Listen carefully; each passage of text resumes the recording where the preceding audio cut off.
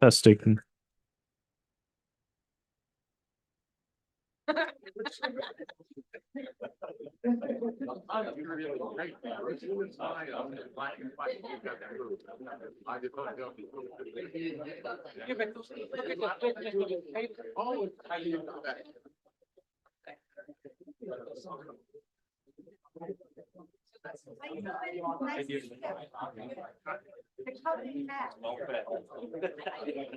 Still haven't been able to get one.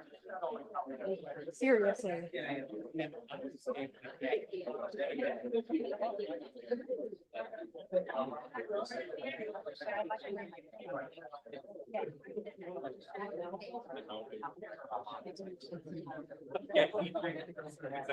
Not really. That might be.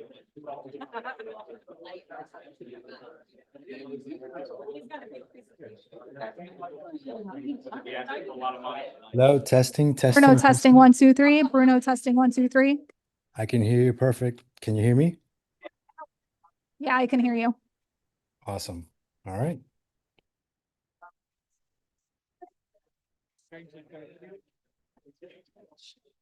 But you're not.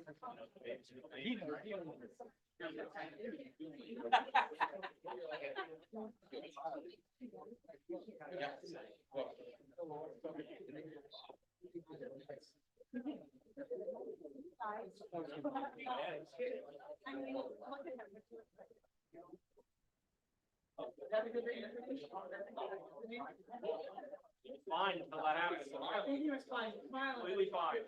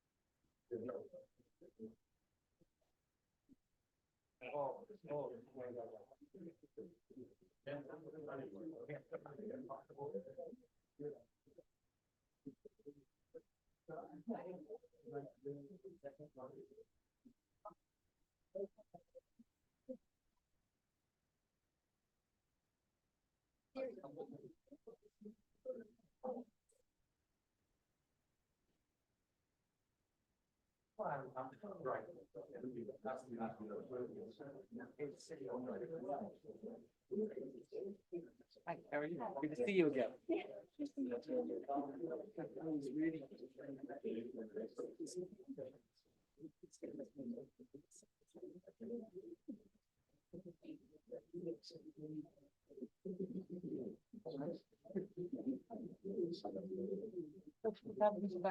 I like you.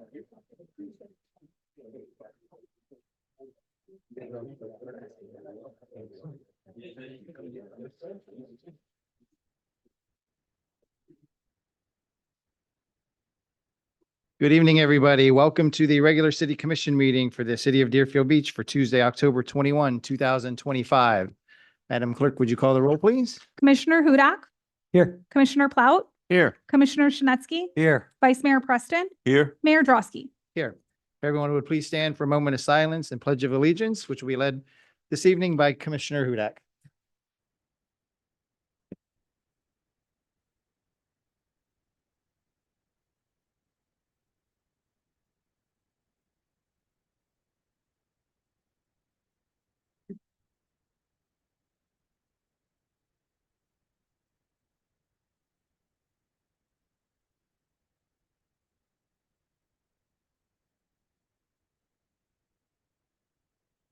Pledge allegiance to the flag of the United States of America and to the republic for which it stands, one nation, under God, indivisible, with liberty and justice for all.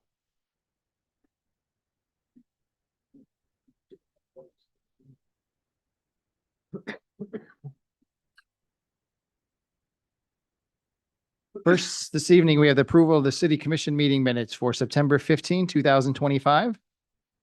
Motion to approve. Second. Motion to approve by Commissioner Hudak, second by Commissioner Plout. All those in favor signify by saying aye. Aye. Aye. Anyone opposed? Let the record show unanimous consent.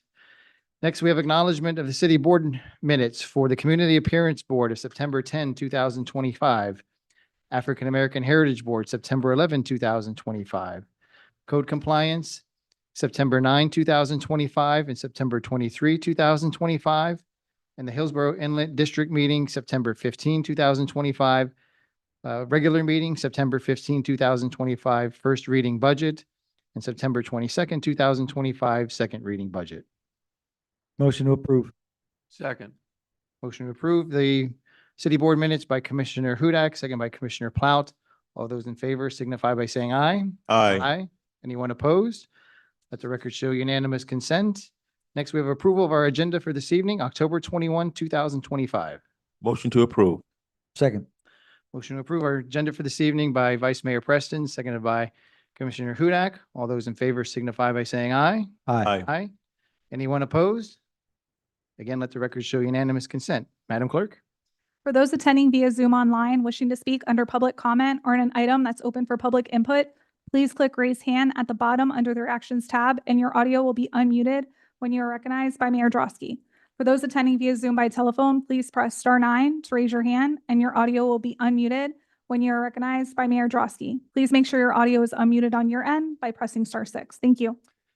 Thank you, Madam Clerk. First tonight is awards and recognitions, a proclamation presented to the city of Deerfield Beach High School in recognition of Florida League of Cities Government Week. And I understand we have a representative here with us this evening. Just give us 1 second. Florida City Government Week is sponsored by the Florida League of Cities, is a week-long celebration that raises awareness about the importance of municipal government and its daily impact on residents. In the city of Deerfield Beach, we celebrate Government Week the entire month of October 2025. The city of Deerfield encourages all citizens, city government officials, and employees to participate in events that recognize and celebrate Florida City Government Week. Throughout October, the city will host Student Government Week at the local elementary, middle, and high school levels. Students will learn firsthand about the services the city provides to its residents. Government Week was celebrated at the city's annual Fall Festival on Saturday, October 11. Each city department was represented with exhibits, displays, and candy for the kids that were there, and information to educate residents about the department's contributions to the city. Because city government is the government closest to most citizens and the one with the most direct daily impact on its residents, residents must understand how their city operates, the services it provides, and the importance of active involvement. Now, therefore, I, Todd Drosky, Mayor of the City of Deerfield Beach, Florida, in recognition thereof, do hereby proclaim October 20 through October 26, 2025 as Florida City Government Week. And I understand we have Ms. Goddard from Deerfield Beach High School here tonight, correct? Do you want to come up to the podium for a second? Did you want to say a couple words to us? Put you on the spot. You don't have to, but we're going to present you with the proclamation. No, you got to say something. Come on now. Come on. If Vice Mayor Preston says it, it's got to be done. Come on. You can do it.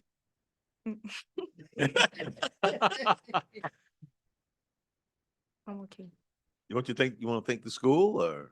Oh, thank you. All right, we'll take that. We'll take that. Okay, we have a proclamation for you. So we also have some stickers from Florida City Week. You can take them and pass them out at school and to government class as well. So commission, if this is the only proclamation we have, if you want to come down, we'll stand over here by the picture and give you the proclamation. Thank you.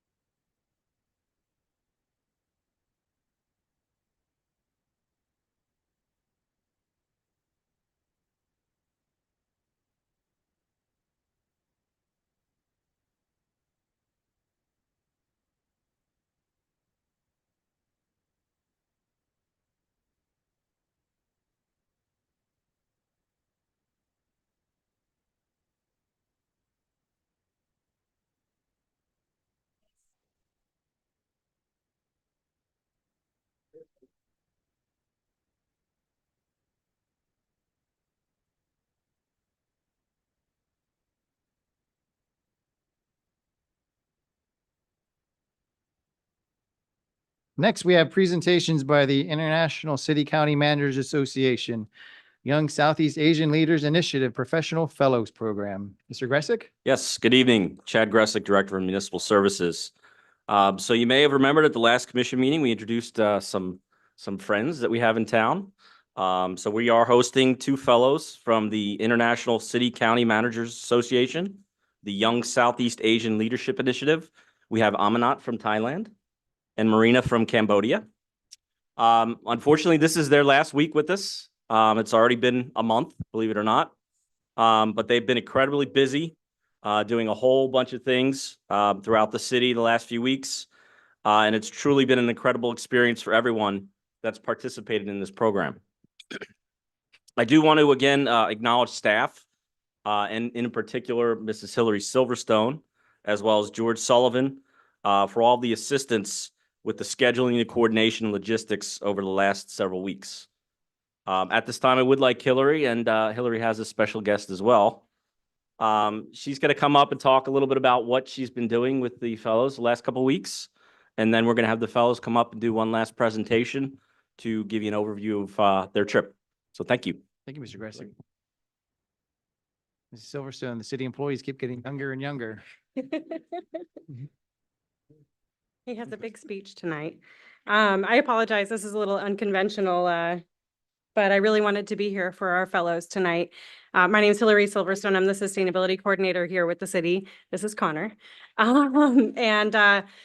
So like Chad said, about a month ago, we welcomed the YCLE fellows here in Deerfield. Chad, you want to hold them?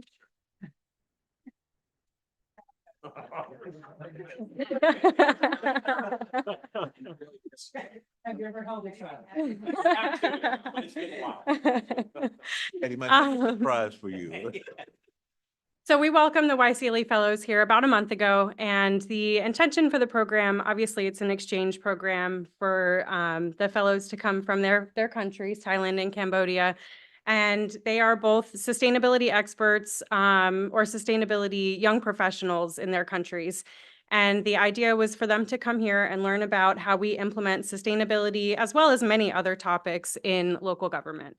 And, it's really been a whirlwind for us. I didn't really know what to expect when they got here. I've never been to either of these countries, so it was a big learning experience for us, but we've really enjoyed having them here. And, they both have worked on their respective projects, which they'll tell you a little bit about in just a couple minutes. But we've also had the opportunity to introduce them to a lot of different things that we do here. And I just want to give a quick shout out to so many different departments that really came to the table and helped to teach them and introduce them to what we do. We had, a day at the water plant. We've worked a lot with community services, some really awesome experiences with public safety and emergency management. They had a day out with the garbage trucks, which was really fun for them to learn about our solid waste systems. And it's funny, but it's something that's so different from other countries. Every country has different ways of practicing these things. So it was a great learning experience for us as well. And I'm very sad to see them go at the end of the week, but I'm looking forward to you all learning about what they've done. And they're also going to be presenting their reciprocal project, which is basically something they've developed where they have nominated a fellow from the city of Deerfield Beach to go back to their country and to do a similar type fellowship project. Not all of the projects are selected, but it's something they've been working on while they've been here, and they'll both be talking about the projects they've presented, and they're, kind of a mix of what they've been working on in their professions back in their countries, and also what they've learned here in our department and within our city. And I'm really proud of everything that they've done and how ready to go they've been and excited about being here. They were really ready for anything, and I'm looking forward to hearing what they have to say about their experiences. So I'll introduce Marina first. And then after Marina presents, Amanat will present. Thank you. Thank you.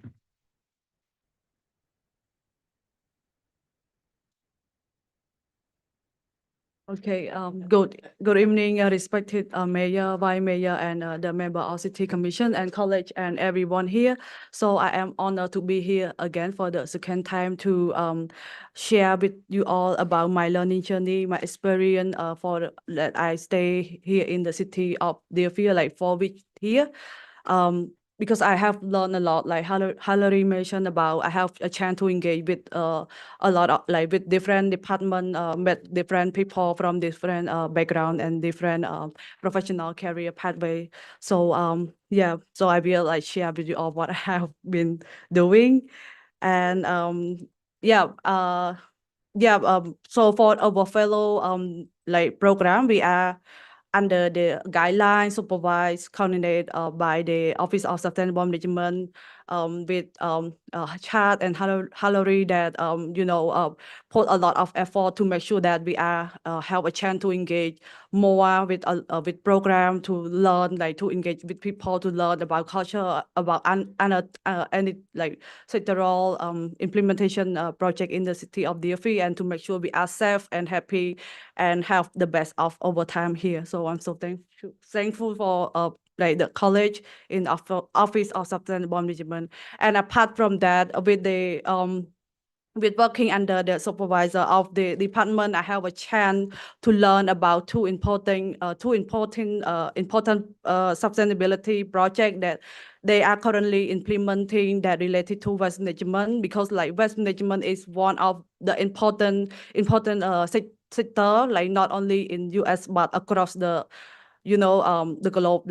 Every country have the challenge, concern regarding the waste. So I have learned about two projects that I'm so interesting about. First is a recycling program that I have chance to visit the recycling drop-off center, that I could learn a lot of things regarding the waste separation, because in the drop-off center they have provide a lot of education material, awareness to help to educate people to understand why we have to separate waste, why we have to recycling of those material, and why it's important for you as the citizen to participate, be your ownership and responsible for your own be your sustainable environment, not only for the community but for your own for your home as well.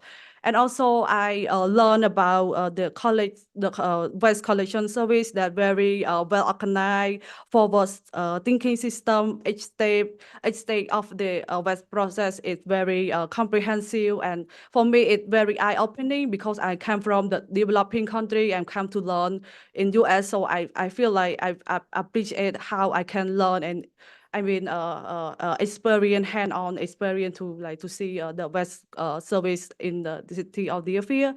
And also apart from that, I learned about the enforcement of regulation regarding the waste management, because I saw a lot of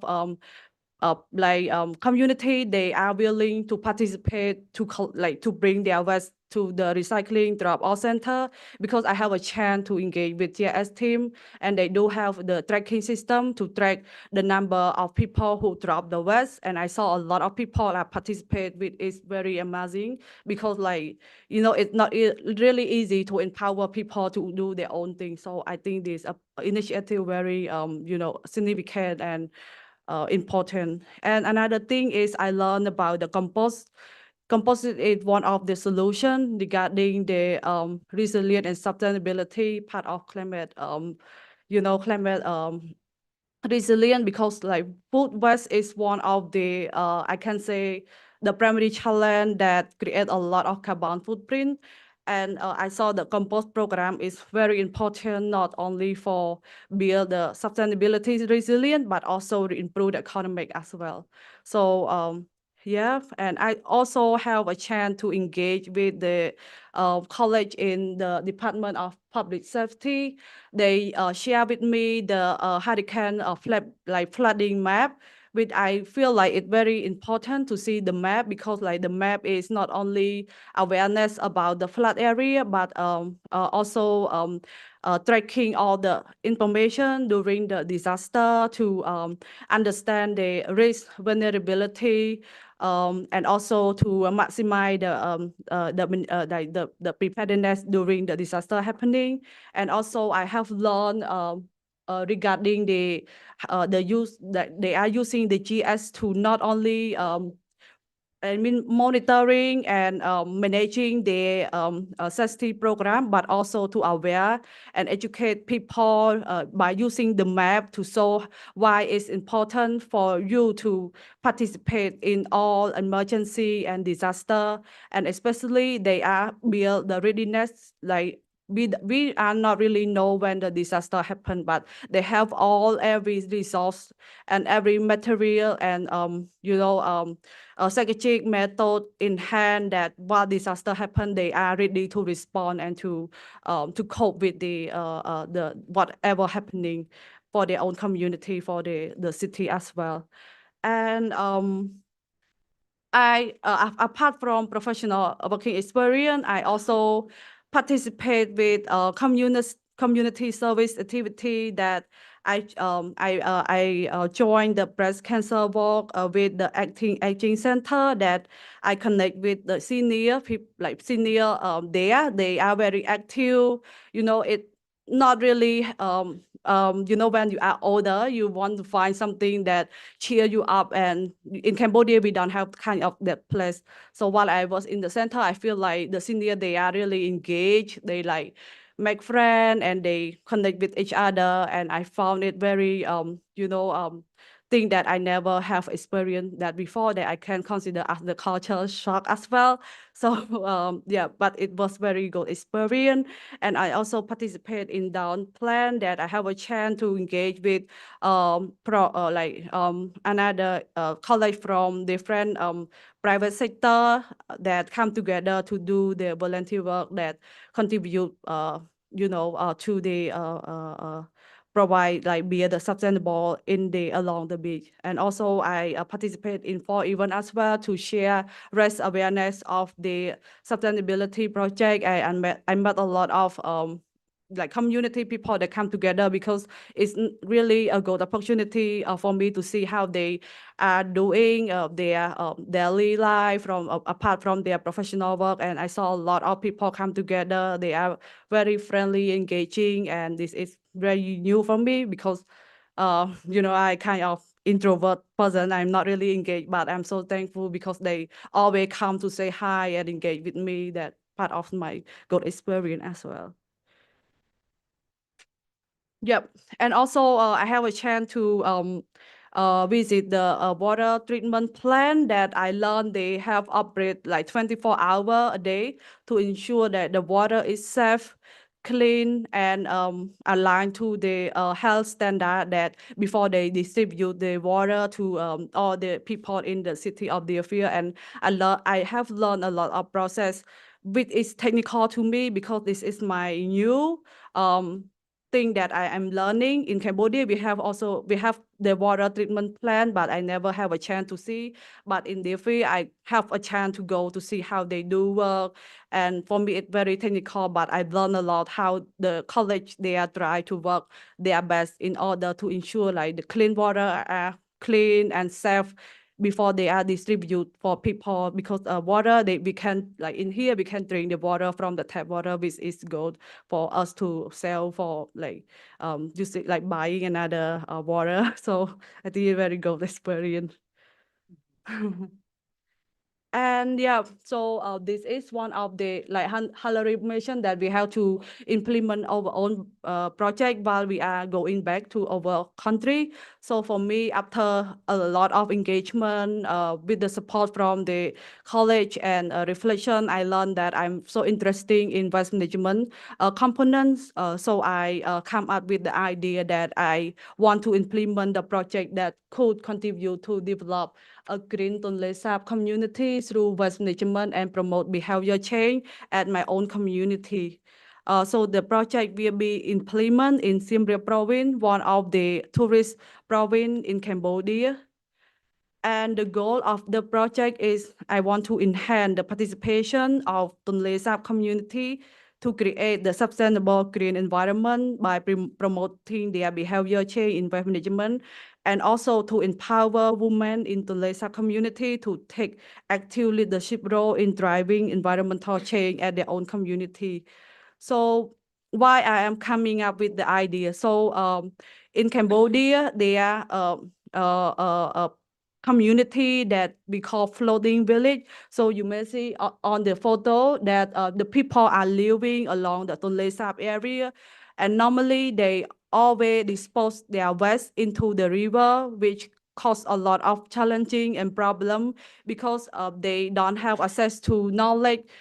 It's like knowledge and understanding why waste management is very important, why they should separate waste in their own household, how they can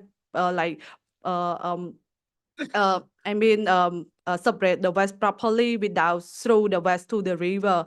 And by throwing the waste to the river, it creates a lot of problem because they directly using the river, like directly from the river for the usage, for example, like drinking, cleaning, using for their daily activities. So sometimes it affect to their personal health, particularly for female and children. So I think waste management is very important to educate them in order to empower, like to promote their behavior change, to understand about their responsibility and ownership to manage proper waste at their own household level.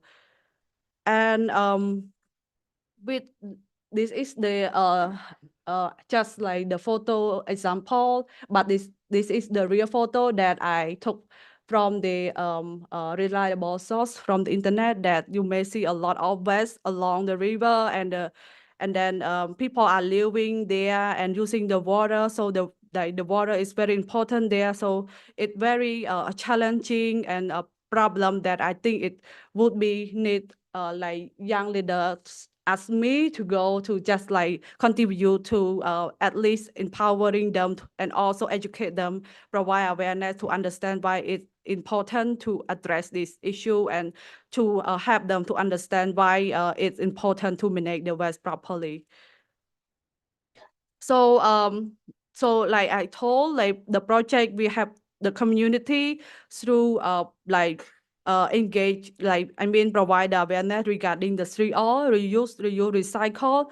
Why the 3R is important? Because it not only promote the environment, but also support the economic well-being, promote the use of usable, reusable, repairable product instead of single-use item, allow household to save money by reducing unnecessary consumption. So 3R, we have to help them to understand why they have to use the material that can reusable or can bring the material for recycling. It's very important for their own environment and improve their economic and income as well.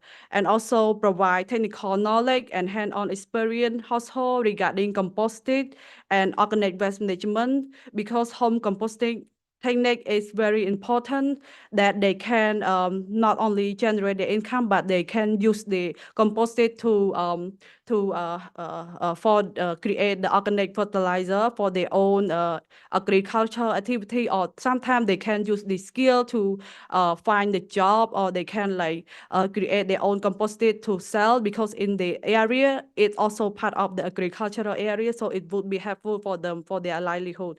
And last but not least, also the project also promote the gender best participation and behavior change to encourage female to separate the waste and to be their own, to empower them to play the important role in creating waste separation and be a role model at the household. Because in Cambodia, female are not really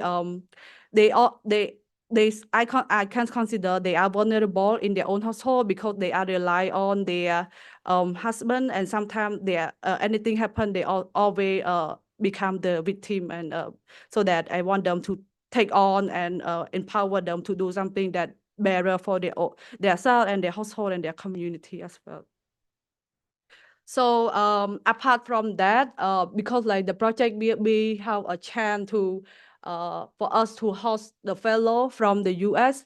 So not only about the project that they can engage learn about Cambodia or share what they have, share their experience to a community in Cambodia, also strengthening the connection between US or Cambodia, but also to exchange the culture, understanding as well. So I will have a chance to host them the way that they are hosting us in US. So I will have the agenda for them to experience food in Cambodia and also to visit the UNESCO cultural heritage site, Angkor Wat Temple, and another temple in Siem Reap, for them to understand about our history, rich culture, and our community as well. And apart from that, I will have a visit to non-profit organization who are currently have the project that clearing the landmine by there are a lot of technique that they are doing. For example, not using but having the red. They are play an important role in Cambodia to clear all the landmines. So it's very interesting for them to learn about our history and our experience involved as well. And another culture exchange, for example, have to visit the nice. It's more like a show that more that from the organized by the non-profit organization to empower like the young to show their potential by related to I mean, I'm not really sure about that, but it's very good. It's very helpful for like a foreigner to understand more about the culture in Cambodia. So this is all of my presentation, but I would like to take this opportunity again to say thank you for the colleague for the Chad and Hillary, that they put a lot of effort and time and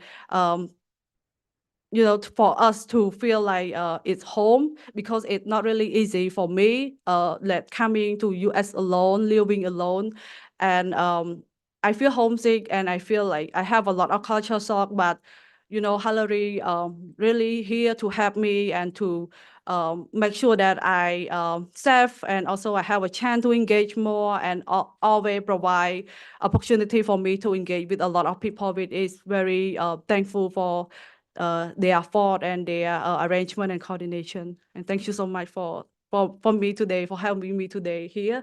And yeah, thank you. Thank you.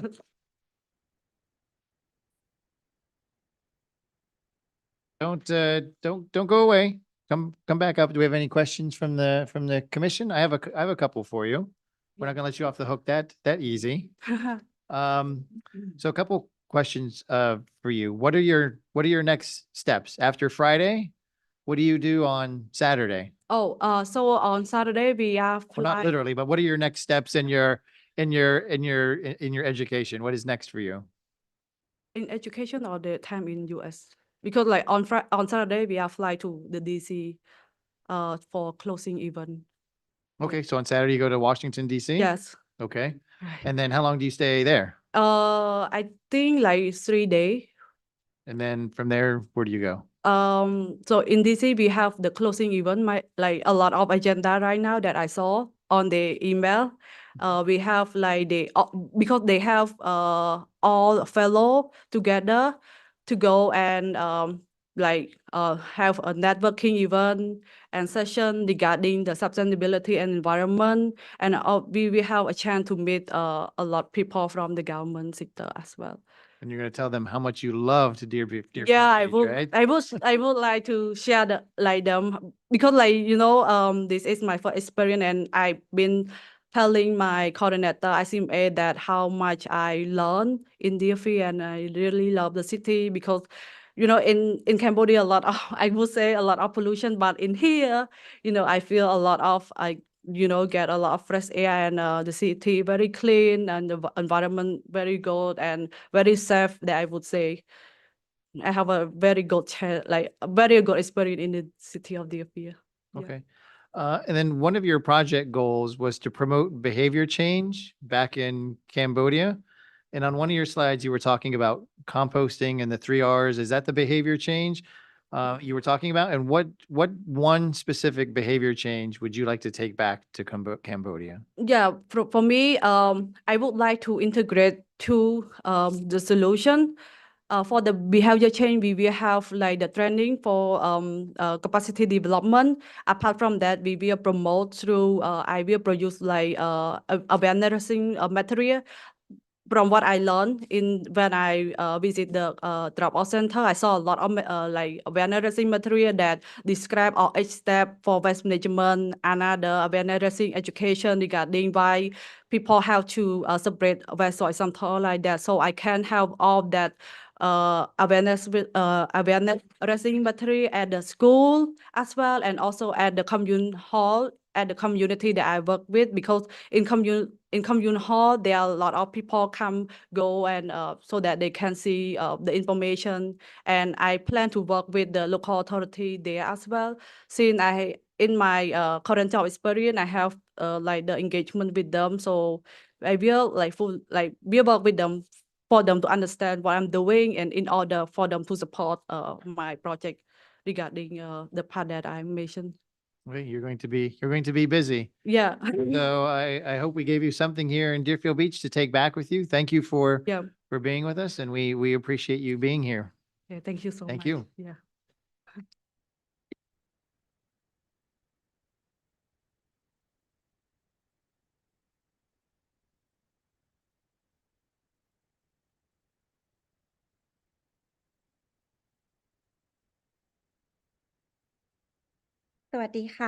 Good evening, everyone. It's an honor to be here again to share with you my experience with 1 month in Deerfield Beach. So as someone from Thailand, the country that is evergreen, always hot, I'm looking forward to spend time in fall right here in the US. And Halloween is my favorite season. So the first thing I thought after I knew that I'm going to be here in Florida is this. Why Florida? I was looking forward to see changing leaves. I will look gloomy, grumpy weather. I wanted to be Wednesday Addams, but they sent me here in the Sunshine State, the hottest place. Welcome to the reality. So I'd like to make the most of it of my program here. It's an honor to be here, and it's an opportunity of a lifetime to join this program. So I thought about what I wanted to do as someone who shifted the career from mental health, psychology, education to sustainability. I would like to learn everything. And our office is really go above and beyond to do that. So these are some of the things that I would like to do, learning about the program, going into a few activities, and also joining the Fall Festival, and of course, Buffalo Wild Wings and Target. Let's start from sustainability program. As Marina already mentioned, we got to learn so much. All these photos that you see are taken by me. So we visited the solid waste management, wastewater treatment plant, which fascinated me because in my country, we can't drink tap water yet. And the bee programs. The bee is very important. If we don't have bee in the world, we're not gonna have agriculture or anything at all. And besides that, we also get to learn about the Recycling Drop-Off Center, which is located very near to our office, the office that now changed the name to Municipal Services. Learn about GIS, the tracking system, and also the environmental services. Besides learning, I also got to participate in few activities as I wanted. So we joined first alternative vehicle workshop where we get the opportunity to share about our culture as well. We got to do the dune planting. It is really nice to get to do something that will last for a long time. And finally, the Fall Festival, which we share about our programs at the office. So after joining all of this sustainability program and learn more about it, I come to the conclusion that in terms of sustainability, everything is difficult. Nothing is easy at all, but it's worth it. And it is something that we really need to do all of this to survive together. Besides our sustainability, the office really provided the chance to get engaged in the community activities, such as the Active Aging Center. We also did the breast cancer awareness walk. We also visited the 55 plus communities, which I wish I could join now. The fire rescue, not only in the movie anymore. Bike and road to school day. I wish someone would came with me to school when I was 6 years old, just like that too. And also my personal favorite, the Emergency Operations Center. It is very interesting to see all of this. And I didn't expect this at all, but we got the chance to be here to talk with you, to participate with you at the commission meetings and meet with the city manager. I don't even know who the commissions are in my country. I never been to my own city hall, so it is a great honor to be here. While I am here, right now I'm working on the marketing plan for the city. So we have Facebook and Instagram. Some other things that we focus on, for example, such as the recycling drop-off center, we try to focus on people under age 30 to have them more involved in it. So if you are listening right now, if you are under 30, please join us. It's right next to the Office of Municipal Services.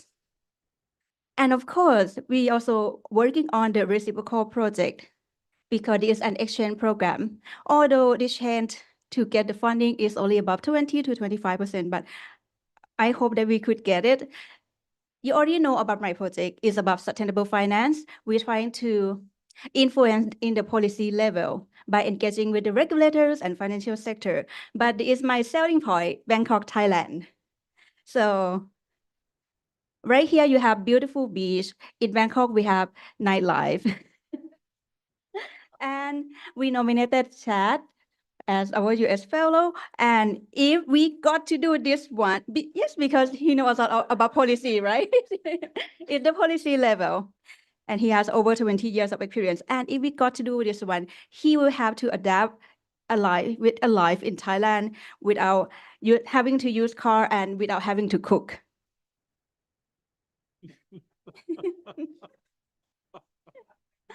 One thing that I noticed when I'm here is that I got to do a lot of things that only happen once a year or once in a lifetime. For example, the celebration of 100 years of Deerfield Beach. I got to put little something in the time capsule too, add a love letter to it, and also signing the centennial book. And I heard that you just reopened the pier just right there in September. And even earlier this morning, we got to speak at the high school right here in Deerfield Beach, which only happened once a year. This is very interesting. And over here in Florida, I got to do a lot of things. Finally, I got to join the fall festival, although no changing leaves, but it's okay. I got to visited Miami again for the third time, going to my favorite place, the museum. I got to go back to Walt Disney World to visit my former managers and colleagues. I don't have photo here because we have to submit the presentation first.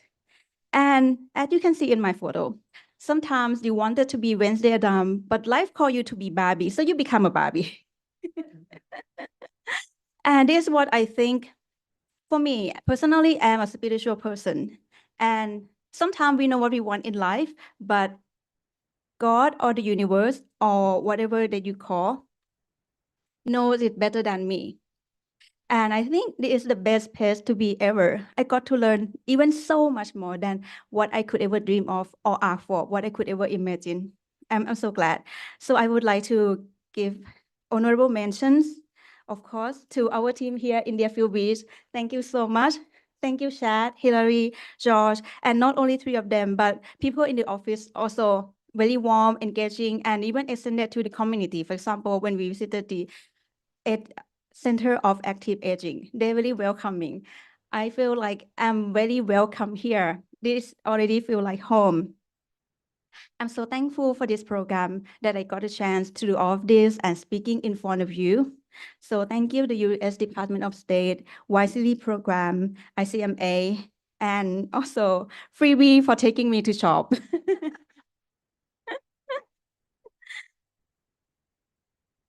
So after this, I'm going to go back to my country and go back to my work, although I'm going to be doing the same work, but I'm not the same person anymore.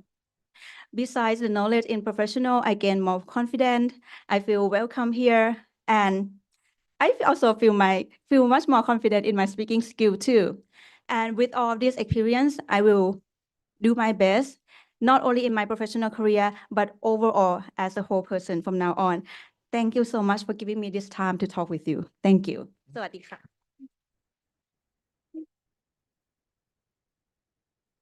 You've already answered what you're going to be doing next. You don't have to do that. But I remember from your first presentation, is it time to eat? Yes, always. Thank you so much. Mr. City Attorney, we're up to public comment.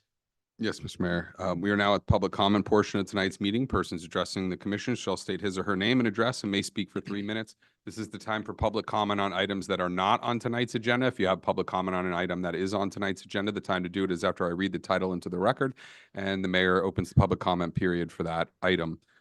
As a reminder, no comment shall be made related to the personal life or personal qualities of any person, and no language which would offend persons of ordinary sensibility shall be permitted. Thank you, Mr. City Attorney. Madam Clerk, before we go to those that signed up, we're going to give Chief Masters first shot tonight. Good evening. Mr. Mayor, Vice Mayor, Commissioners, City Manager. Thank you for your time tonight. I apologize for the unconventional way we're going about this, but I have an opportunity to brag about my personnel. I'm going to take that opportunity. With me tonight is firefighter paramedic Kaylee Downey. She was dispatched to a call of a person in distress in the water. They arrived on scene. There were a number of people on the shoreline. She noted that the person needed help immediately. She checked with her lieutenant, grabbed her onboard water rescue gear, went out and effected a rescue, saved her life. I want to say thank you very much and good job.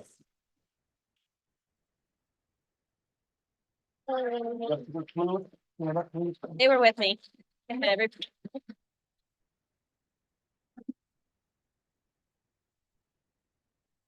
Thank you very much. Thank you. Do you want to say something? That's sticking to the 3 minutes if I'd ever seen it. So, Chief, get us that name, please, again. Kaylee Downey. Firefighter paramedic Kaylee Downey. Thank you. Got it. She'll be hearing from us again. Okay, Madam Clerk, did anyone sign up this evening? Who's first and then who's on deck? Dan Hers and then Julie Rodriguez. Julie, you'll be on deck. Mr. Hers, come on down. Can I have Kaylee's extra time, please? Anyway, my name is Dan Hers, 330 Southeast 19th Avenue. Things have been quiet lately in the ongoing discussion on whether the city should form their own public safety department or stay with BSO. The biggest obstacle in the city coming to an agreement with BSO are the actions of our city manager, Rodney Brimlow. Ever since negotiations began with BSO on April 14th, Brimlow has not negotiated with BSO in good faith and has made the negotiations personal. Before I give examples, let me first get to the conclusion so I don't run out of time. Brimlow needs to be removed from all future negotiations with BSO. In his place, the city should appoint someone with public safety experience and unquestionably has the best interests of the citizens at all times with no secret hidden agendas. Such a person exists and is sitting up on the dais. I am referring to Vice Mayor Ben Preston. Let him negotiate the best deal possible with BSO and bring the results back to the commission for a vote. How have Rodney Brimlow's actions disqualified him from being a part of future negotiations? When telling the public that BSO broke their contract, the city conveniently leaves out the 90-day out clause in the contract with BSO, allowing either side to cancel the contract for any reason whatsoever. City Manager Brimlow has used this breaking the contract language to justify him not negotiating with BSO for 92 days from April 14th to July 16th. He then fails to share all the news from his July 16th meeting with BSO at the August 5th commission meeting. On August 8th, Brimlow files a police report with FDLE, fearing for his life, that is thrown out by FDLE just 3 days later. Brimlow then goes into hiding for 30 days in his home, refusing to come to City Hall again, fearing for his life. Brimlow claims in an interview just last week with the Pelican newspaper, when asked whether Deerfield and Pompano might consider combining their law enforcement departments, Brimlow said the topic has not come up. Really? A sitting Pompano Beach commissioner is on the record stating she brought up the topic on more than one occasion and was told the city of Deerfield Beach had no interest in teaming up. Who is lying here? For the good of the citizens of Deerfield Beach, please do not let Rodney Brimlow be a part of future negotiations with BSO. Finally, why isn't the State of the City night on the city's official calendar only 15 days before the event? Doesn't the city want to sell lots and lots of tickets? Thank you.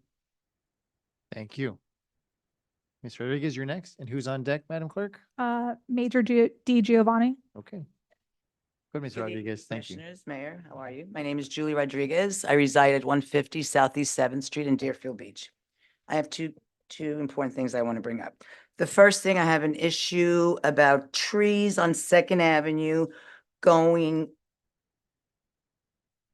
south, going towards 10th Street. Ms. Rodriguez, trees- could you put? I'm the mic sorry. down?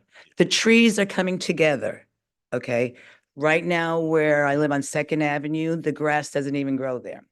We have sprinklers there, and unfortunately, when landscapers came, they were destroyed, and right now I'm working with Commissioner Hudak about trying to resolve that issue because FPNL did destroy something there. But anyway, in regards to the trees, right on 2nd Avenue and 7th Street, you cannot see the stop sign. The trees are hanging in front of the stop sign and in front of the school crossing where you can cross over and what time you can get a ticket. So if somebody has to argue about, they don't know about the times when they can pass, it's because of the trees. And basically they can run the stop sign because the trees are covering the stop sign. This is on 2nd Avenue and 7th Street.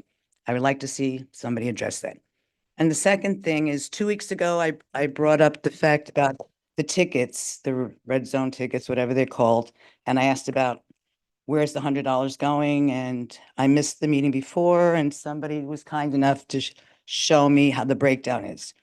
So the $60 that goes to the city of Deerfield, I would like to know how we're spending the money. Okay, where is that $60 going? Is it going to schools? Well, it's not going to schools. The breakdown already has schools. But I want to know how the city of Deerfield will be using that $60. Thank you very much, gentlemen. Okay, thank you. Mr. Gladio, who's not wearing salmon tonight, he's in the back corner if you can talk to him. I don't think it's $60 we're receiving, but he'll tell you, and he's in the back left-hand corner. No, and then Mr. Davis is right there. That sounds like I assume, Mr. Davis, you were taking notes on that location for the trees. The sign of light sounds like a code issue to me.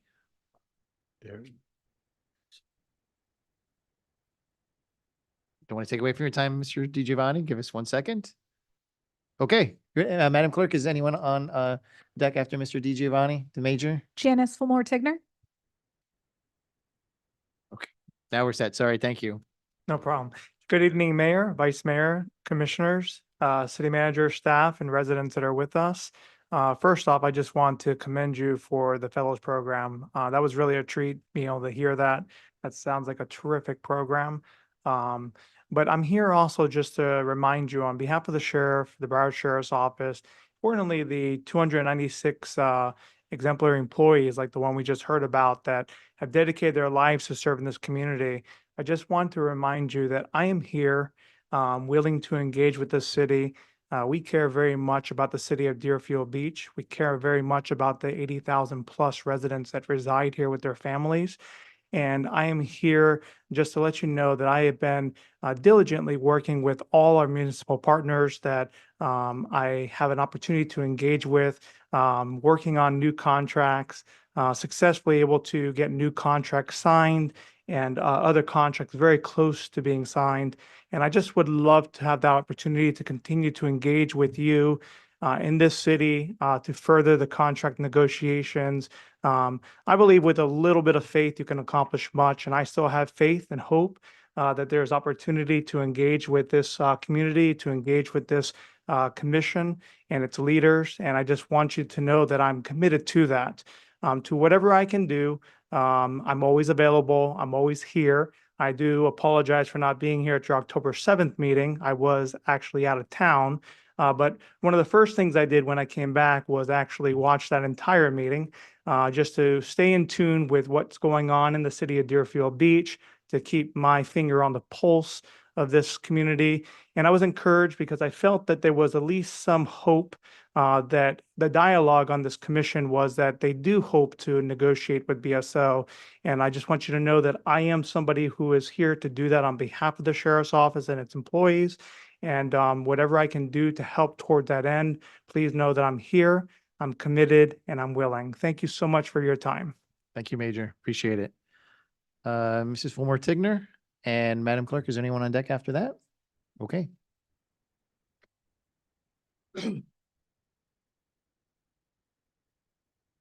Good evening, everyone. I'm Janice Fulmer Tigner, 1090 Southwest 4th Terrace, Deerfield Beach, Florida. And I just want to come tonight to say, on behalf of our church, Church of the Living God, and of the many residents and American Cancer Society as well, for the city of Deerfield allowing us to collaborate and join in partnership with the breast cancer walk that happened on this past Saturday. We've been doing it for about 17 years at our church, and we've been blessed. We've talked about it. I know Commissioner Preston's familiar with it, about hopefully joining with the city, and the opportunity presented itself. And it was an awesome, awesome, awesome event. Over 200 and some people there. We really surpassed the goal that ACS wanted. And I just want to thank you guys for the opportunity for embracing us and allowing us to be a part of it. And we look forward to a greater and grander year next year. And thank you again. Thank you, all Mrs. who did Tigner. that. Appreciate it. Mr. Warner, a lot of congratulations go out to your staff as well for help setting up. I know they were there early for that event, and I know they're also involved in other events.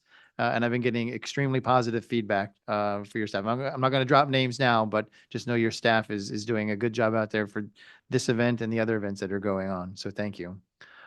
It is still public comment. So if anyone did not sign up and is in the commission chamber and would like to speak, now's your chance. Come up, and then Madam Clerk will go to those that are online. Good evening, Mr. Mayor, Commissioners. Gloria Battle, 1240 Southwest 6th Way, Deerfield Beach, Florida. And I came tonight to brag on one of your employees. I went to, because I had assigned, what is it? Do not do a U-turn. And the trees were covering it. And all I asked was that they cut back the trees. To my amazement, when I got up that morning, within a week's time, they'd also painted the sign, nice and pretty. Now I'm not so much afraid of people being hurt when they try to make that U-turn, because we can see the sign. I believe it was, I don't know where Mr. Sullivan works, but I think I told it to him and he said, I'll take care of it. And within 1 week's time, he had done the work. And I thank you all so much for that. Thank you. Thank you, Commissioner. Mr. Cummings, and it looks like Mr. Freitag, you'll be next. No, Mr. Cummings, go ahead. Joe Cummings, 267 Oak Ridge P. At the last commission meeting, we learned of a stormwater diversion project being looked at in the western part of Deerfield Beach. And I just wanted to point out a couple things that I just think we can certainly do better. For example, the residents of Deerfield Beach pay into the stormwater tax. And yet we just cleaned out all of our stormwater drains. We just had to replace one to basically conform with the construction of the main gate. And I'm just wondering, if we pay into that tax, can we also draw from it? And also, in listening to some of the comments, we have in Century Village the same type of water issues that the neighborhood to the west is having too. And I was just wondering why we can't have a comprehensive plan in dealing with things. Because it's going to be a lot easier to funnel stormwater through Century Village and into one of the canals than it is through an entire neighborhood and a state highway and then into a county park. So I was just wondering, in the future, can we do a comprehensive plan instead of just looking at things to do, just to be able to correct stormwater problems in one area and basically put one of the corrective measures in the fact that there's a proposed detention basin right next to and that abuts Century Village. So I think if the residents pay into that fund, they got to be able to take money out of it too. Thanks. Thank you, Mr. Cummings. There is a comprehensive plan, and Mr. Power in the back will be happy to give you any additional information you need. Otherwise, Mr. Freitag, you were next. Good evening, Roger Freitag, 418 Southeast 2nd Street, Deerfield Beach, Florida, 33441. I'd like to start by thanking the city for providing better public safety in the corridor on US 1 from Hillsborough, going all the way past Southwest 10th Street. As we all know, those of us who live on this side, the lights were out for a year, 2 years. There was the fiasco with the copper wire. FPNL has a monopoly, which we shouldn't be surprised at. But I would really like to thank the city and everybody involved for getting that lit up again, because there was no street lighting there whatsoever. So that definitely helps people who are walking their dogs, riding their bicycles, scooters, so on and so forth. Since we're speaking of public safety, would it not be a good idea to install speeding/red speed photo cameras in Century Village? I understand from the internet, and people in Century Village are very concerned about speeders. It's a gated community. I've been working in that community for 18 years, and let me tell you, seniors do not all drive slow. I drive the speed limit because I'm a visitor there. I've been hired to do work. I drive the speed limit, which is 25 miles an hour. I get passed like I'm standing still on a regular basis and then get flipped off by these seniors because I'm in their way. So instead of putting police officers there, because Red Speed has already proven in the short period of time that it's been up and running, we can give way more tickets and get way more money out of people who are breaking the rules by using cameras. So why not use cameras in Century Village? Last but not least, the upcoming meetings that we're having in November with regards to the BSO and fire department contract, will the city be providing, I would be assuming that would be our attorney, will the city be providing the contracts that we presently have so that residents can scrutinize these contracts with our elected city officials? And that's it for tonight. Thanks very much. Thank you, Mr. Freitag. Mr. Gladio is in the back again, if you wanted to talk about the red speed cameras, but those are only by state statute available in school zones. Anyone else in the commission chamber? Mr. Ungian, come on down. Jonathan Ungian, 1938 Northeast 6th Street. Good evening. So I'd like to talk about the speed zone cameras too. Our neighbors next door have decided to only do it during school zone hours when lights flash. I'm confused, in the name of school safety, when kids shouldn't be on the road, why the city cares about the revenue so much. There is no better deterrent when I've driven at 7:30, 8 o'clock in the morning to see BSO out there. It gets people to slow down. There's no better deterrent than that. If it's only about safety, put people out there when kids are on the road. That will save lives. I know we have a new economic development manager in this city. I know that there are negotiations going on in public safety, whether it being BSO or going to our own, which I think it's important sooner than later to get those numbers. But if we had real economic development in this city, bringing businesses, promoting development, not just looking for a variance as a reason why we can't do something, I think that's a backwards way of doing it. I've got friends in the development community with very large pockets that would love the ability to know that there's a place that maybe this city would want to see something, work with the community, your neighbors next door are running out of room to develop. And this is a prime area. So in terms of being able to have a better tax base, you can pay for public safety. You can pay for things and not ask for the taxpayer for more money in the form of our taxes that are already higher than, for instance, our neighbors next door in Palm Beach County. So thank you. Thank you. You're friends with Deep Pockets or Music to My Ears. Ms. Kava is actually in the back tonight. If you'd like to speak to her, she's waving. Anyone else inside the commission chamber would like to speak this evening? Come on down. Hello. Just name and address for the record, please. I'm short. Lisa Earhart, 1820 Southeast Second Street.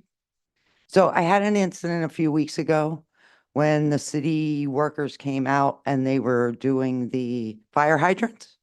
And had I not been home and chased them down the road a block or two, they would have flooded my house. So I have an issue with how this was done.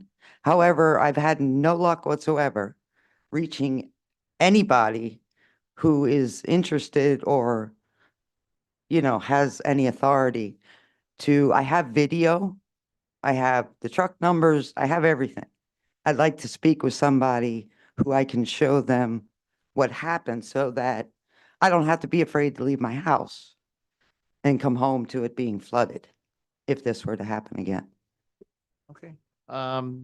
Chief Masters, I'm going to have her meet with you first. I don't know if it's in your wheelhouse or not, but you'll pass it on from there. If we'll start with you, if you don't mind, please. So Ms. Earhart, to go straight back. I don't ever answer the phone, I call 20 times. Okay, anyone else? Just go.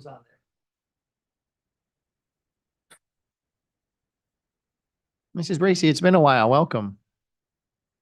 Okay, my husband left me, so I have to stay home at night. Good afternoon. My name is Willie Rosetta Graham Bracy, 501 Northwest First Terrace, Deerfield Beach, Florida. The reason why I got is who do you talk to contact about 3rd Avenue and Hillsborough Boulevard, where in the morning time mostly, if you come up to the red light by the 2 gas stations, you can't go if the light changed for you to go straight across. You can't go because the people going east and west, they blocks the road and you can't turn. Then the one that's taking a U-turn, if you turning right, they turn coming east, they turn right in front of you. And it's going to be a bad accident there. And it's going to be some kids because that's a school crossing area. And also, I just want to piggyback on what Ms. Battle said about the trees. Down by my house, it was a tree over the sidewalk. And I seen 2 city guys across the street and I told them. So they called somebody right away. And then I guess they called my sister and told my sister, don't worry about it, it'll be taken care of in the morning. In the morning, the trees was cut back off the sidewalk. And thankful to the palms, they clean everywhere around there. No bees not on the sidewalks anymore. So that's all I wanted to say. Thank you, Ms. Bracy. I don't see the chief. I see the XO in the back. Did you get the location for the blocked intersection in the morning? Great, thank you. How you doing, Mayor Todd Drossy? I would like to say first. Just name and address for the record, please. Oh, yeah, I forgot to do that part. I know who we are, but you have to say it. Demetrius Gibbons, 1150 Southwest 7th Avenue, Deerfield Beach, Florida, 33441. I'm honored to be 50 years old, to be that generation that is half of the 100-year celebration. I'm honored to be a high school coach in this community. I'm honored to serve the youth. And one thing I have noticed that this weekend we had an alumni celebration at Deerfield Beach High School, and all of the classes, all the way back from 1970, I believe, to now showed up. And there is something that is going on now with a lot of organizations that is geared for the youth. And they're asking that we, this generation, bridge the gap to the youth. So what I would love to say, and to all of you guys that do know me, thank you. Because in this chamber, I was taught, I was raised to understand what it means to take one for the community and be a part of this community. So I stand here today to let you know that anything that Demetrius Given does, our family does, it represents our last name. And we're honored to be a part of this community. And again, my family moved to this community. I was the first kid to even move into that home. So in this generation, after the pandemic and all the things going on, I stand with Deerfield. And now I'm asking that through certain parks and recs and certain events that can bring an economic empowerment to our community. But not only that, it gives our kids an outlet. If the arts have been taken out of schools, sports has turned into, we have to take it back. So there is a group of young people and older people, seasoned people, we can't call you old, we call you seasoned now, that says if we stick together, we can change the game. So I want to say this again, as a 50-year-old man now, I know we can reach the next generation. So again, the 100-year celebration, there's a lot of big things to come. And I just want to say this, I may get in trouble, but Joy Fest is something that Deerfield needs. So thank you guys for believing in us to change the game. Thank you, Demetrius. Appreciate it. Is there anyone else in the commission chamber that would like to speak for public comment? Otherwise, we'll shift to online. Oh, that's okay. We'll get you. Those online, just be patient with us. We have one more in the commission chamber. Just name and address for the record, please. Good evening, everyone. Apostle Ron Harper. I am Kingdom Ministries International, 432 Southwest 10th Court in the city of Deerfield Beach. I wasn't going to get up, but being that Demetrius mentioned my events, I figured I was kind of prompted to get up. First of all, I want to say thank you to the city and to Commissioner Preston. A couple months ago, we did we scheduled the organization that I work with, Community-Based Connection. We scheduled a back to school event, backpack giveaway, and we're at Oviedo McKeithen Park. And when I went out there, I don't know, maybe a week before, I think the playground had been removed, but there was holes from where the equipment was. There was a lot of holes there, but we were bringing a lot of kids. So I contacted Commissioner Preston and went inside and talked to the city. And just lift you up, a couple of days later, it was fresh sod there. The holes was covered up, and we were able to have a safe event at that park. So I just want to say thank you to you guys for just paying attention to that. Secondly, I want to mention, being that Mr. Demetrius mentioned it, the Joy Fest event. This is an event that's been taken. I did this event in the city of Fort Lauderdale for 12 years. I've been now in the city of Deerfield for 14 years pastoring, and we've been doing this event now at my church for 4 years. And this year, thanks to the city, Parks and Recreation, BSO, that we'll now be hosting having this event at Oviedo McKeithen Park. So I want to say thank you guys for that, because we've outgrown the church and you guys have partnered with us. We give away over 1,000 toys to the community. We have free health screenings there. We have events for the kids to do. And I just want to say thank you, because it's been a struggle with the church. We've outgrown the church, but you guys stepped in. And I want to add this: if there's any monies out there that's available for this event, our expenses have tripled because we want to give back to the community. So if there's anything out there that you guys can assist us with, we would appreciate it. Thank you. Thank you, Pastor. I remember having a Joy Fest postcard, save the date, months ago. Yeah. And I put it on my calendar. So if you have more specifics, if you could get that to the commission, please. will. Yes, We'd be sir. happy to get that onto our calendar, either through Commissioner Preston or myself or the city clerk, any of us. Please get that to us so we can get those details. Thank you.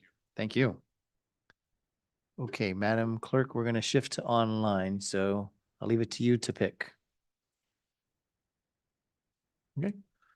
Former State Representative Gwendolyn Clark-Reed, go ahead, please. Thank you, Mayor. Gwendolyn Clark-Reed, 1430 Southwest 6th Way. Mayor, I'm just going to say thank you very much for having this card that says Connect with Mayor Todd Drosky. It is so informative for the community, and I hope that you will put these out in other places other than the senior center or the Tigner Center. If we could get somebody just to pick some up and put them around the churches, so that those folks who don't go to those places, like the senior center or the Tigner Center or other city facilities, but they still will be able to get in touch with you. I think this is an excellent idea. Thank you for it. Thank you, former state representative. I have some in my trunk and I know where you live, so fear not. Madam Clerk, who's next? Oh, that's it. No one else online. Anyone else in the commission chamber? One last chance? Okay, otherwise we're going to move on. Mr. City Attorney, if we could do 3, 4, 5, and 6 as one group of consents, and then 7, well, just 3, 4, 5, 6 for now. Sure. Items 3 through 6 are currently on consent. Board appointments. Anyone, no lights from my colleagues? Anyone from the audience or online that would like to speak on items 3, 4, 5, or 6 this evening? Madam Clerk, anyone online? Seeing no one in public, we're going to close the public meeting. Commissioner Schnetsky, you'd like to make a motion? No, I just wanted to make a comment if it's all right on 5 and 6, if that's okay. Sure. Concerning 5 and 6, it concerns the Municipal Police Officers Retirement Trust Fund. I have a question. Will that affect if we go with our own Deerfield Beach Police Department? Will that retirement fund be affected at all? Like that question. I'm pretty sure the answer is no, but I'll leave that to the city manager to appoint someone to answer. The answer is no. It does not impact BSO's contract or any other service provider that you might decide upon at a future date. Motion to approve? Second. Motion to approve 3, 4, 5, and 6 by Commissioner Hudak, seconded by Vice Mayor Preston. All in favor, signify by saying aye. Aye. Anyone opposed? Let the record show unanimous consent. Items 7 through 11 are currently on consent, agreements and expenditure requests. We'll start with the commission. Is there any polls on 7 through 11? Seeing none. Oh, Commissioner Schnetsky, is that? Yes. Again? I don't want to pull. I Okay. just want to make comment on 8, 9, 10, and 11, if that's all right. 8, 9, 10, and 11. Yeah. Okay. Well, let's go through the public hearing first, and then you can make your comments, and then we'll vote. If that's okay, please? Okay. So is there anyone from the public that would like to speak on items 7, 8, 9, 10, or 11? Good evening, Roger Freitag, 418 Southeast 2nd Street, Deerfield Beach, Florida, 33441. With regards to items 10 and 11, I was wondering if the city would entertain having our sustainable management get together with Filthy Organics and leave some of those big green monster Filthy Organic containers at these 2 locations when they're doing the farmers markets. As we all know, people who buy product will take the fresh stuff home, and unfortunately, at the end of the day, the farmers are left with the spoiled product. Maybe we could give them an option to leave that spoiled product here in Deerfield so it could go to the Filthy Organics composting program. Interesting idea. Thank you. Mr. Gressick, see you nodding your head back there. Anyone else that would like to speak on 7, 8, 9, 10, or 11? Mr. Nass, come on down. Name and address, please. And just which number? Sure. Melvin Nass, 3081 Oak Ridge U, Century Village, Deerfield, 33442. And I'd like to address Resolution 10 and 11, the farmers market and green markets. And I'm first thrilled that Mayor and Vice Mayor, Commissioners, that you brought these issues forward so quickly. And I just want to give you one more reason to consider voting for these proposals.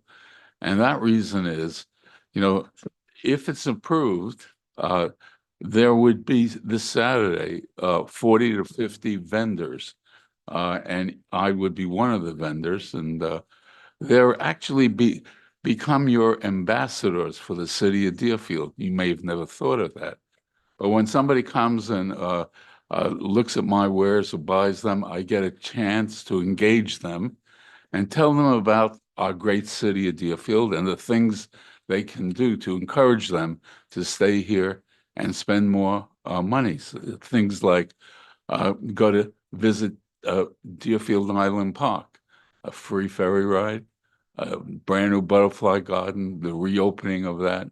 And that's happening that Saturday, it's right across the street. Go to Sullivan Park, bring your kids to the pool over there. Go to the Butler House, and it goes on and on and on.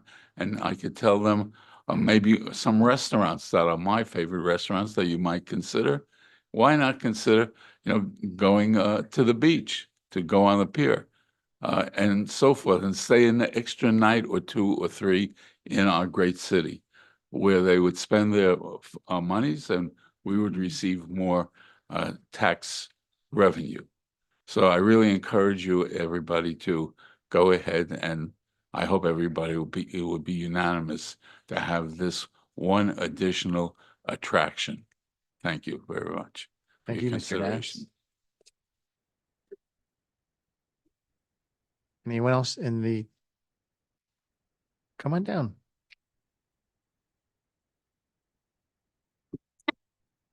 Emily Lilly, 800 South Ocean Boulevard, Deerfield Beach, Florida, 33441. I've been a resident here for 40 years. So I agree with everything that Mel just said. That's number one. And also just to tell you that I am a product of agriculture and farming. I grew up on a farm in the Susquehanna Valley of upstate New York. And once we left that farm country, I went into the education field and I was able to share a lot of that basic information with students that I had over I won't tell you how many years, but many years of teaching. Once I retired, however, I went to work for the city of Boca Raton. Worked there for 20 years. And while I was there, they named me the Community Resources and Affairs Event Specialist, which means you did everything. And I'm sure Todd was part of probably one of our volunteers for many of the events that we did. So along with parades and concerts and everything else, I also was part of the plan in Palm Beach County that started green markets. And we called them green markets because they were basically to recognize the importance and the value of what farms and agricultures do for every community. So after we got involved with the Palm Beach Agriculture Extension Office, there were 3 of us that started the markets there. So for 20 years, I did markets in Palm Beach County. Came back to Deerfield as part of the Historical Society, and with the help of several of the members there, including Judy Stanich, that you probably know, we continued markets here until COVID decided no. So although it was said way back that it was disinterest, that is not true. I was in Boca this weekend, and there were 3 farmers markets going on, whereas I started one back 20 years ago. There are now 5 and 6 markets that are continually running in the city of Boca. As I said, Sunday, there were 2, and they were 3 blocks apart, one at Royal Palm Place, one in Sanborn Square, both very well attended. So my point to you is that, number one, there is great value in, Is that 3 minutes? there's great value in, that's done. Wrap up, please. Okay, thank you very much. Thank you. Anyone else that would like to speak on items 7, 8, 9, 10, or 11 in the commission chamber? Madam Clerk, is there anyone online? Okay, we're going to close the public hearings on items 7 through 11. Commissioner Shinetsky, you wanted to speak on all of them? Yes, sir. 8, 9, 10, and 11. On item 8, I just want to give kudos and thank you to the city staff. This is concerning replacing the 8 shower towers. Been getting a lot of constituent complaints about the shower towers, that, they're dirty. So this is really, really well needed. I want to say thank you so much, as well as the bathrooms. We'll be replacing the bathrooms in Deerfield Beach as well. Basically, when people come to the beach, tourists and stuff, it's very important that the showers look nice and the bathrooms look nice. So I want to say thank you very much to the city staff for going ahead and making newer ones. So I want to say thank you. That's on 8. Could I do Is that, 9? yes, go All right, go I'm through all sorry. of them. All right, for 9, 9 is concerning the vendor machine contract, and it's given to Compass Group. I just have a question. Number 1, where are these vending machines? I really never noticed where the vending machines are, and I'm just curious, what was the reason why we gave it to Compass as opposed to, I guess, the prior? I'd like to ask that question. The reason why we switched over to Compass, and also where are the locations of these vending machines in the city? I'm not sure where they are. I've really never seen them. I believe there are 20, more than 20, 21, 23 vending machines throughout the city in various locations. And as indicated on the resolution, this bidder was not only the responsive bidder, but they had the highest revenue share with the city. So those companies share whatever revenue is generated by the purchase of the items from the machines. That revenue is shared with the city, and the contract for the previous company was up, and through the bid process, Compass Group came in with the highest revenue share for the city. Thank you.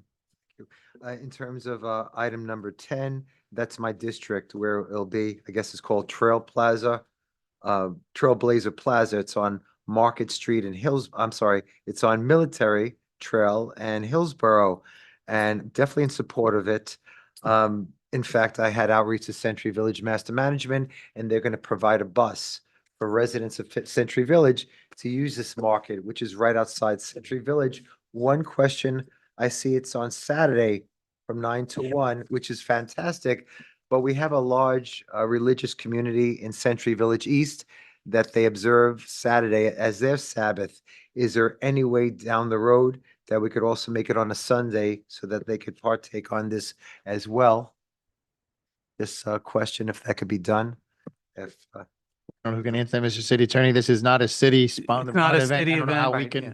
force putting it somebody on to run it on a comments. day they don't want to, but Just putting it on comment. And in terms of item number 11, very excited about that as well. This is the same company that does a market in Boca Raton on Glades Road, and it's been very, very successful. I know a few years ago, they had a farmer's market in the Cove. It was not successful. So I really hope that this turns out well. And again, my same question, we have a large religious community that observes the Sabbath on Saturday. If maybe they could also have it on Sunday as well, if you could maybe just let them know. Thank you very much. okay. Any other comments from my colleagues? There's no other lights. Motion Commission? to approve. Seconded. Items 7, 8, 9, 10, and 11. Seconded. Motion to approve items 7 through 11 by Commissioner Hudak, second by Commissioner Shinetsky. Madam Clerk, would you call the roll, please? Commissioner Hudak, Yes. Commissioner Plaut, Yes. Commissioner Shinetsky, Yes. Vice Mayor Preston, Yes. Mayor Drosky. Yes. Item number 12 is an ordinance of the City Commission of the City of Deerfield Beach, Florida, adopting an amendment to the city budget for the fiscal year ending September 30th, 2025, approving departmental budget transfers within the general fund and reducing appropriations to the 2018 construction revenue bond fund by $4,685,443 as set forth in Exhibit A, approving reducing appropriations to the community development block grant fund by $10,000 and providing for a supplemental appropriation to the SHIP grant fund in the amount of $10,000 as set forth in Exhibit A, for providing for conflicts, severability, and an effective date. And this is first reading. Mr. City Attorney? The CFO is not here, but Ms. Tamara is here to answer any questions about it. Mostly what you see on there, as you see in the backup as well, is the movement of one fund from one budget code to the other. It's just a realignment of that. And then also to deal with a carryover of the capital expenses that is reflected as a reduction on the expenses. But Tamara can answer any questions that you might have. I don't see any lights right now, so we'll go to public comment.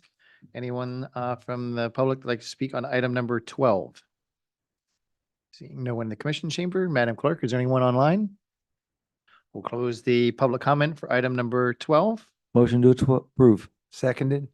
Motion to approve item number 12 by Commissioner Hudak, seconded by Commissioner Shinesky. Madam Clerk, would you call the roll, please? Commissioner Hudak, Yes. Commissioner Plaut, Yes. Commissioner Shinesky, Yes. Vice Mayor Preston, Yes. Mayor Drosky. Yes, we're up to comments by administration and legal. No comments from legal administration. My only comment is that, oftentimes in the chamber, unfortunately, slanderous and untruthful things are said. And it's unfortunate that that those things ring out with certain individuals in the community. And I would encourage anyone in the community that has questions to reach out to their elected officials. That is the primary and best source for them to get truthful information and to do their own research and not just to accept at face value what either the loudest person has to say or the person who has to say a lot. I would encourage people to look for the truth on their own. That's my only comment. Okay, thank you, Mr. City Manager. Up to number 13, Mr. City Yes, we are now at City Commission business. Item number 13 is a resolution of the City Commission of the City of Deerfield Beach, Florida, amending Resolution 2018/014 relating to the rules of procedure for commission meetings to require a majority vote of the City Commission to extend City Commission meetings past midnight, providing for conflicts and an effective date. And this is Commissioner Hudak is the sponsor of this item. Commissioner Hudak, go ahead. Thank you. You're welcome. My mom always said nothing good happens after midnight. So a lot of times our commission meetings end before midnight, and I don't see an issue with that. But I think when we've got a very important issue, and sometimes it does extend the commission meeting a long time. As the midnight rolls around, I just feel there should be an opportunity for us to maybe, pause the meeting until the next day or whenever it's rescheduled, as opposed to continually going till 2:00 in the morning, so that fresher heads can prevail.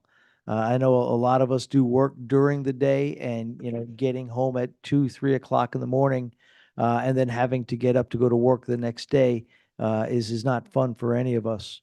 And so that's why I brought this. I know a lot of other cities do have this type of procedure as well.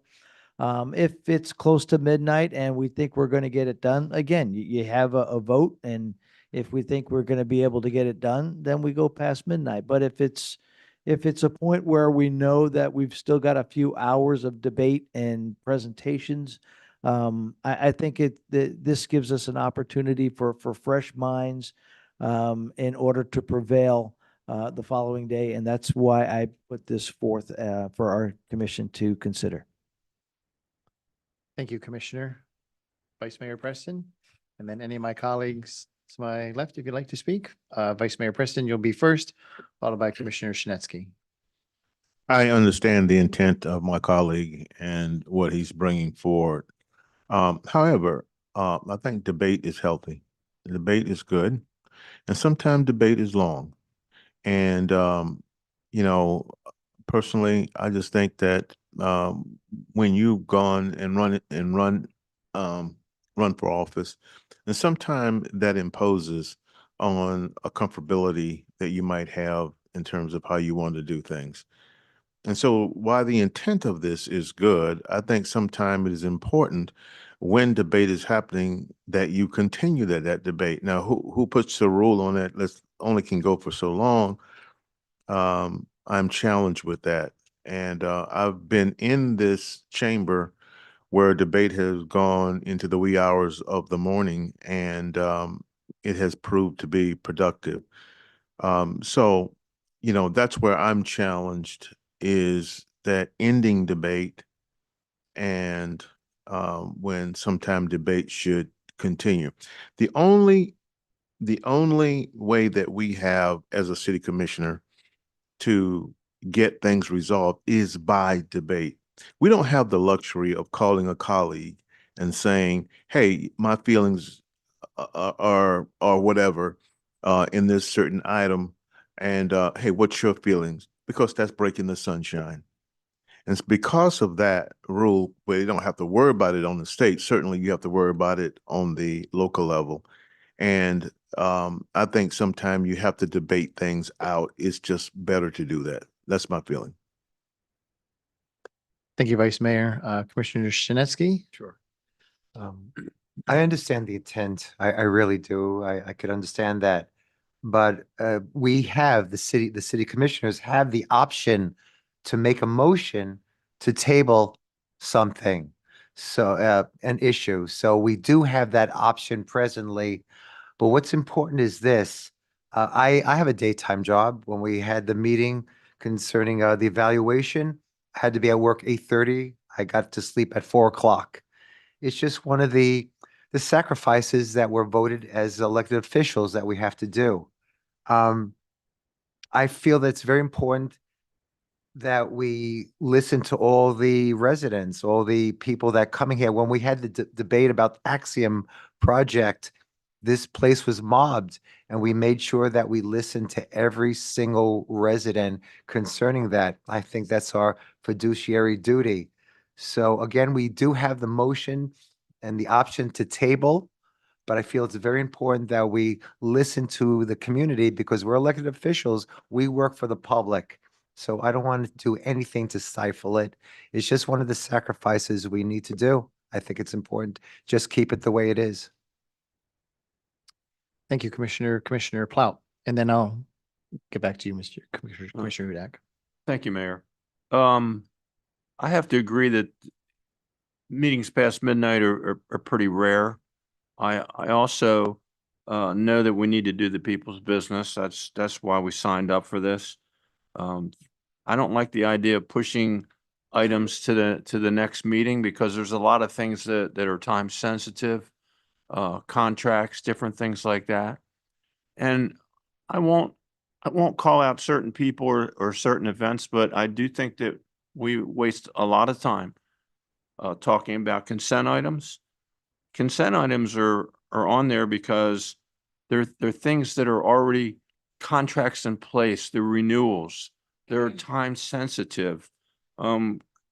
Frequently questions about the consent items the answers are already in our background paperwork. I read every page. I can tell you how many pages were in this week's. So that takes a lot of time. That pushes the night on. So if something really needs to be discussed, then it can be pulled from the consent and put on the agenda. So there's a lot of ways that we can hasten a meeting and still get the people's business done. And okay, so maybe I don't have to get up for work, but you know what? I do get up for work anyway. I get up at 7 o'clock every day, and I don't care if I go to bed at 3 or 4 o'clock. Maybe there's only a few times in a row that I can do that. And I don't want to talk about my lack of sleep or anything personal about me. The idea is that we're here to do the people's business. We meet twice a month. There's a month or two where we go for weeks without getting together. So I think we're here to get something done, and I have a problem with kicking the can down the road. And because all you do is if we're gonna table, we can table a discussion, but if we don't do our business and we just put it off for the next meeting, that just makes the next meeting longer, and then it's going to be harder to get done at midnight on the next meeting. So I think I've made my point, and that's all I have to say, Mayor. Thank you, Commissioner. Commissioner Hudak, I'll chime in and let you respond to everybody.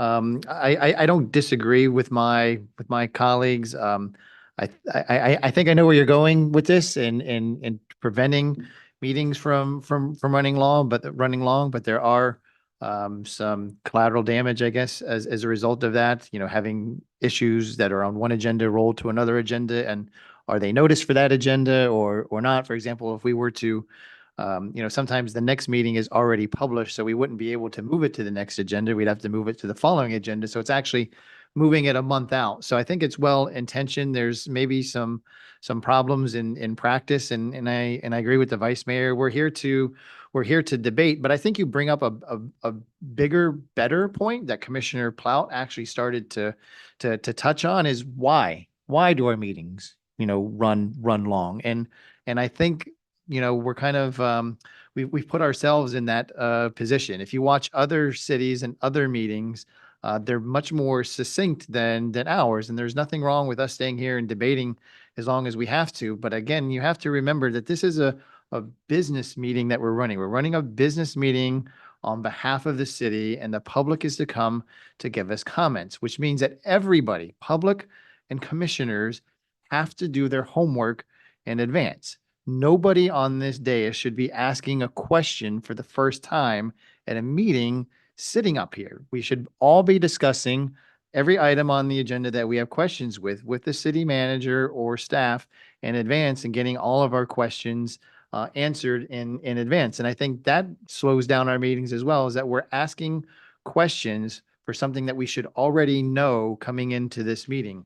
I know, for example, that I never ask a question for the first time up here, very rarely, because I don't want staff to be bombarded here at a meeting because they may not know the answer. I want them the opportunity to research it and have the correct answer for me. And that can't be done on the fly at a business meeting. So if we were all to come prepared, and as Commissioner Plout said, on the consent items, consent is not that we're rubber stamping it. If there's a true, genuine question or something that's coming out for the first time, then by all means, ask it. But I mean, we're victims of our own success, I think, in slowing it down. Another thing that we can do is the proclamations at the beginning of the meeting. I intend to get with the city manager and talking that through. We have a proclamation, we go down, we take a picture, we come back to the dais, we have another proclamation, we go down, we take another picture. That takes some time right there. And maybe there's a better, more efficient way to do those at the beginning in the meeting. And then the other thing is sometimes, commissioner comments, sometimes we all get carried away up here as well. We repeat ourselves, we go, round and round.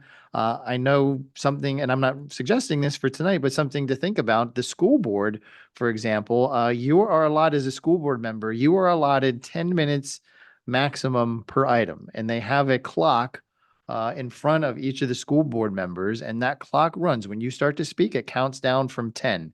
And if you go to 5 minutes, the clock stops. And if your other colleagues speak and it comes back to you, it picks right back up from 5 and goes down. And when your 10 minutes are expired, you're done.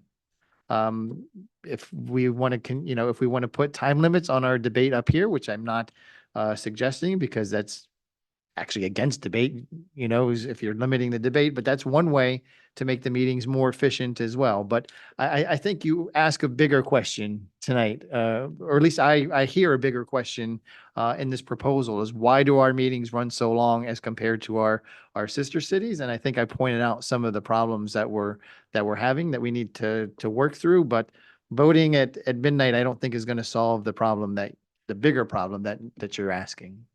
And I'll let you respond to all of us. I do appreciate that very much. Again, this is not to say stop debate. This is not to say push the item to the next meeting as well. What this is saying is at midnight, we have an opportunity as a dais to say, okay, you know what, we're not going to get it done tonight. Let's move it to the next day, or let's move it to the following week. I'm not saying do it to the next meeting. This just gives us an avenue to say, hey, you know what? It's midnight and we still have a long way to go. Maybe we need to add another meeting. And this just, again, otherwise right now, we don't have an avenue to do that. We've got to go just power through everything. And once you've been here 4, 5, 6 hours, a lot of times you may not be making the wisest decision. We've all worked all day, And now we've been up here debating for 6 or 7 hours. Sometimes, and I use the word cooler heads, but maybe it's even clearer heads, need to take a step back, take a deep breath, recompose ourselves. Right now, we don't have that option. And all this does is that gives you that option for one of us to say, hey, you know what? We're getting a little tired. We're getting a little testy. Why don't we take a break? Let's calm down and let's pick this back up tomorrow. And that's really all my intention was for this. I agree. There may be some ways for us to shorten our meetings, but there are some times where there are very important items that are very, very near and dear to the public. And they all want to have their, 3 minutes to speak with us to give us their opinions. And I think it's important that we do hear them and that we do hear that. But after we've been here for 5 hours, you know what? There's at least there's an avenue to say, you know what? I think we need to take a break, and we've all heard our different opinions. Let's sleep on this and let's pick it up on the next day or the day after, whatever the case may be. And that's all this is this is an avenue that allows us to do that. Right now, we don't have an opportunity to say, time out, let's take a deep breath. That's all this does is this gives us that opportunity to say, you know what? I've listened to the public for 5 hours. I've listened to everybody up here for 2 or 3 hours. I'm either going to say yay or nay, depending upon where I think the votes are, just so I can go home and get some sleep, or at least I have an opportunity to say, you know what? Let's take a break. Let's think about it. Let's make sure we're on the right path and we're making the right decisions for the right reasons. And that's all this does is this gives us that avenue. And if 3 people don't agree, then you know what? We power through and we go till 4 o'clock in the morning. But that's all this does is this gives us that avenue, that option. Thank you, Commissioner Vice Mayor. Thank you, Mayor. To my colleagues, as I said, well-intended. This is well-intended. However, as Commissioner Shanetsky and Plout have stated, we already have the ability to do that at any given time. All we have to do is say, this item should be tabled, and we'll vote on it. Should it be tabled? It may not be. But if we think that we've gone that length of time, that debate is no longer healthy, debate is not taking us anywhere, then we can do that. But we already have that within our purview to do that. And so, I just think that we just don't need this in place to be able to achieve something that we already have in our ability to do so. Commissioner, would you like to respond? And then we'll go to public comment. City Attorney. Yes, sir. Thank you.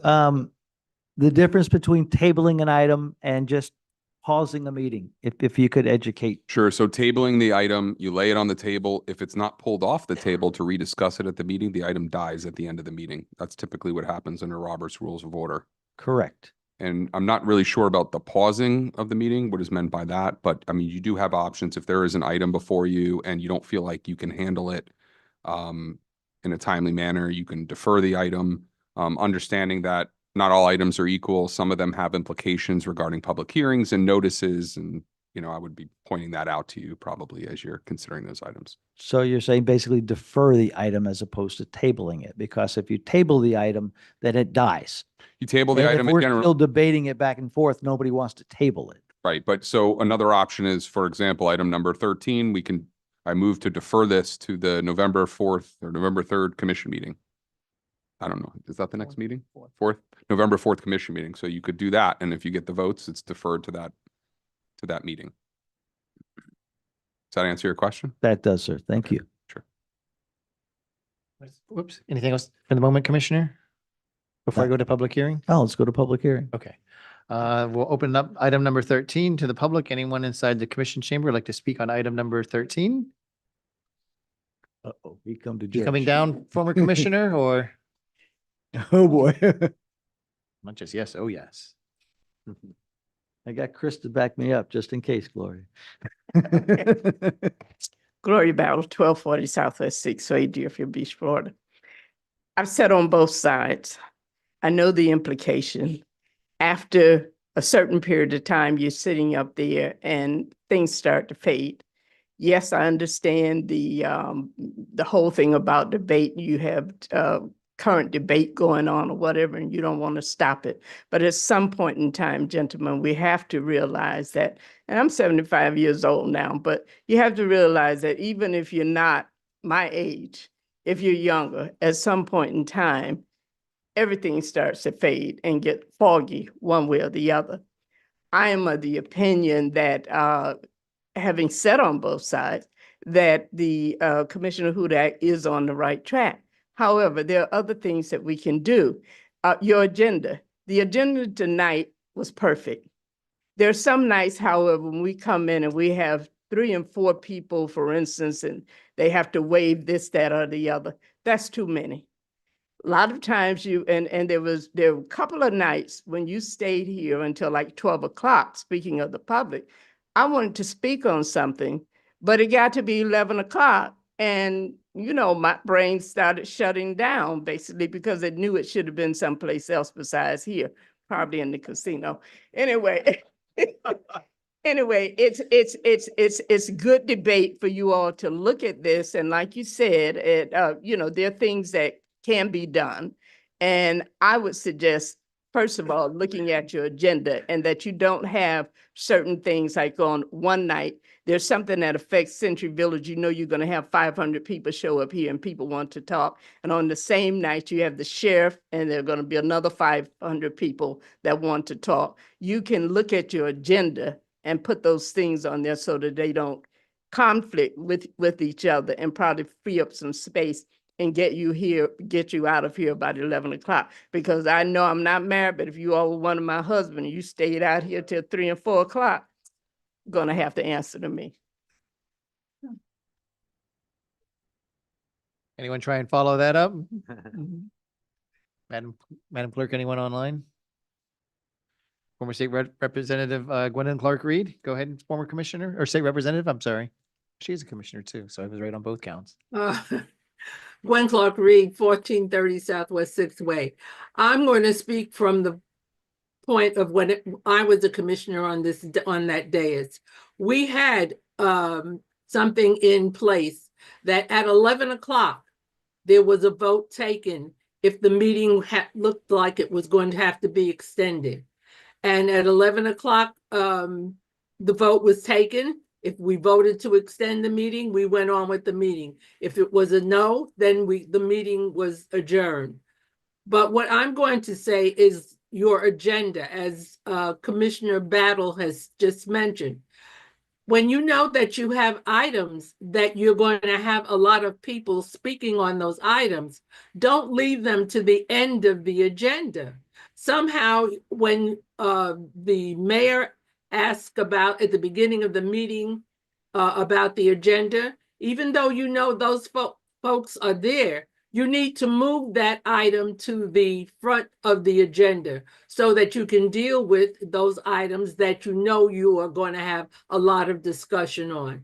And yes, Mayor, we can go to the city manager and ask our questions, but sometimes during the meeting when other commissioners are discussing the item, you come up with something that hits you in your head and you say, oh, well, we need to have an answer to this also. So it's not all the time that you can say reading the agenda and the backup before you get to the meeting that everything is understood and cleared up.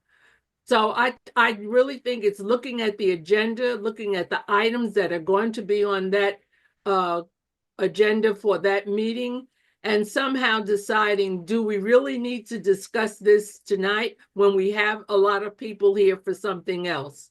Thank you. Thank you, former State Representative. Madam Clerk, anyone else online? Anyone else in the Commission chamber on item number 13? Okay, we're going to close the public hearing on item number 13. Commissioner Hudak, you have your light on? Yes, I do. And that, you know, Commissioner Battle brought up a very good point, as well as State Representative. We also have to be cognizant of the people's time as well. You're having people here who are taking time out of their day because, you know, and at the struck of midnight, you know, they also want to go home, but whatever is near and dear to their hearts that made them come here, they still want to speak on it. And that's not fair to them either. And like I said, what this does is this just gives us a tool to say, you know what? It's getting close to midnight. Are we almost done? Or do we have to move this to another day? And I don't think it's another meeting. I think it's another day, because you're right. If you move it to another meeting, then you're just, you're expanding that other meeting. What I'd like to do is go ahead and defer this and let the members of the dais think about it. We can defer it to the next agenda, the November 4th meeting, and we'll see what your thoughts are then. So we have a motion to defer item number 13 by Commissioner Hudak, Second.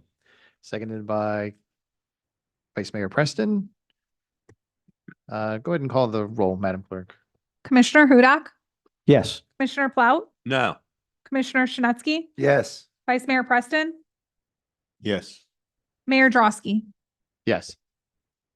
Okay, we are now at comments by mayor and city commission. Thank you, Mr. City Attorney. I'm going to jump out first tonight on this one because I have something important. Usually I go last, but Commissioner Preston, at the last meeting, you had brought up at the end a suggestion for re-engaging BSO.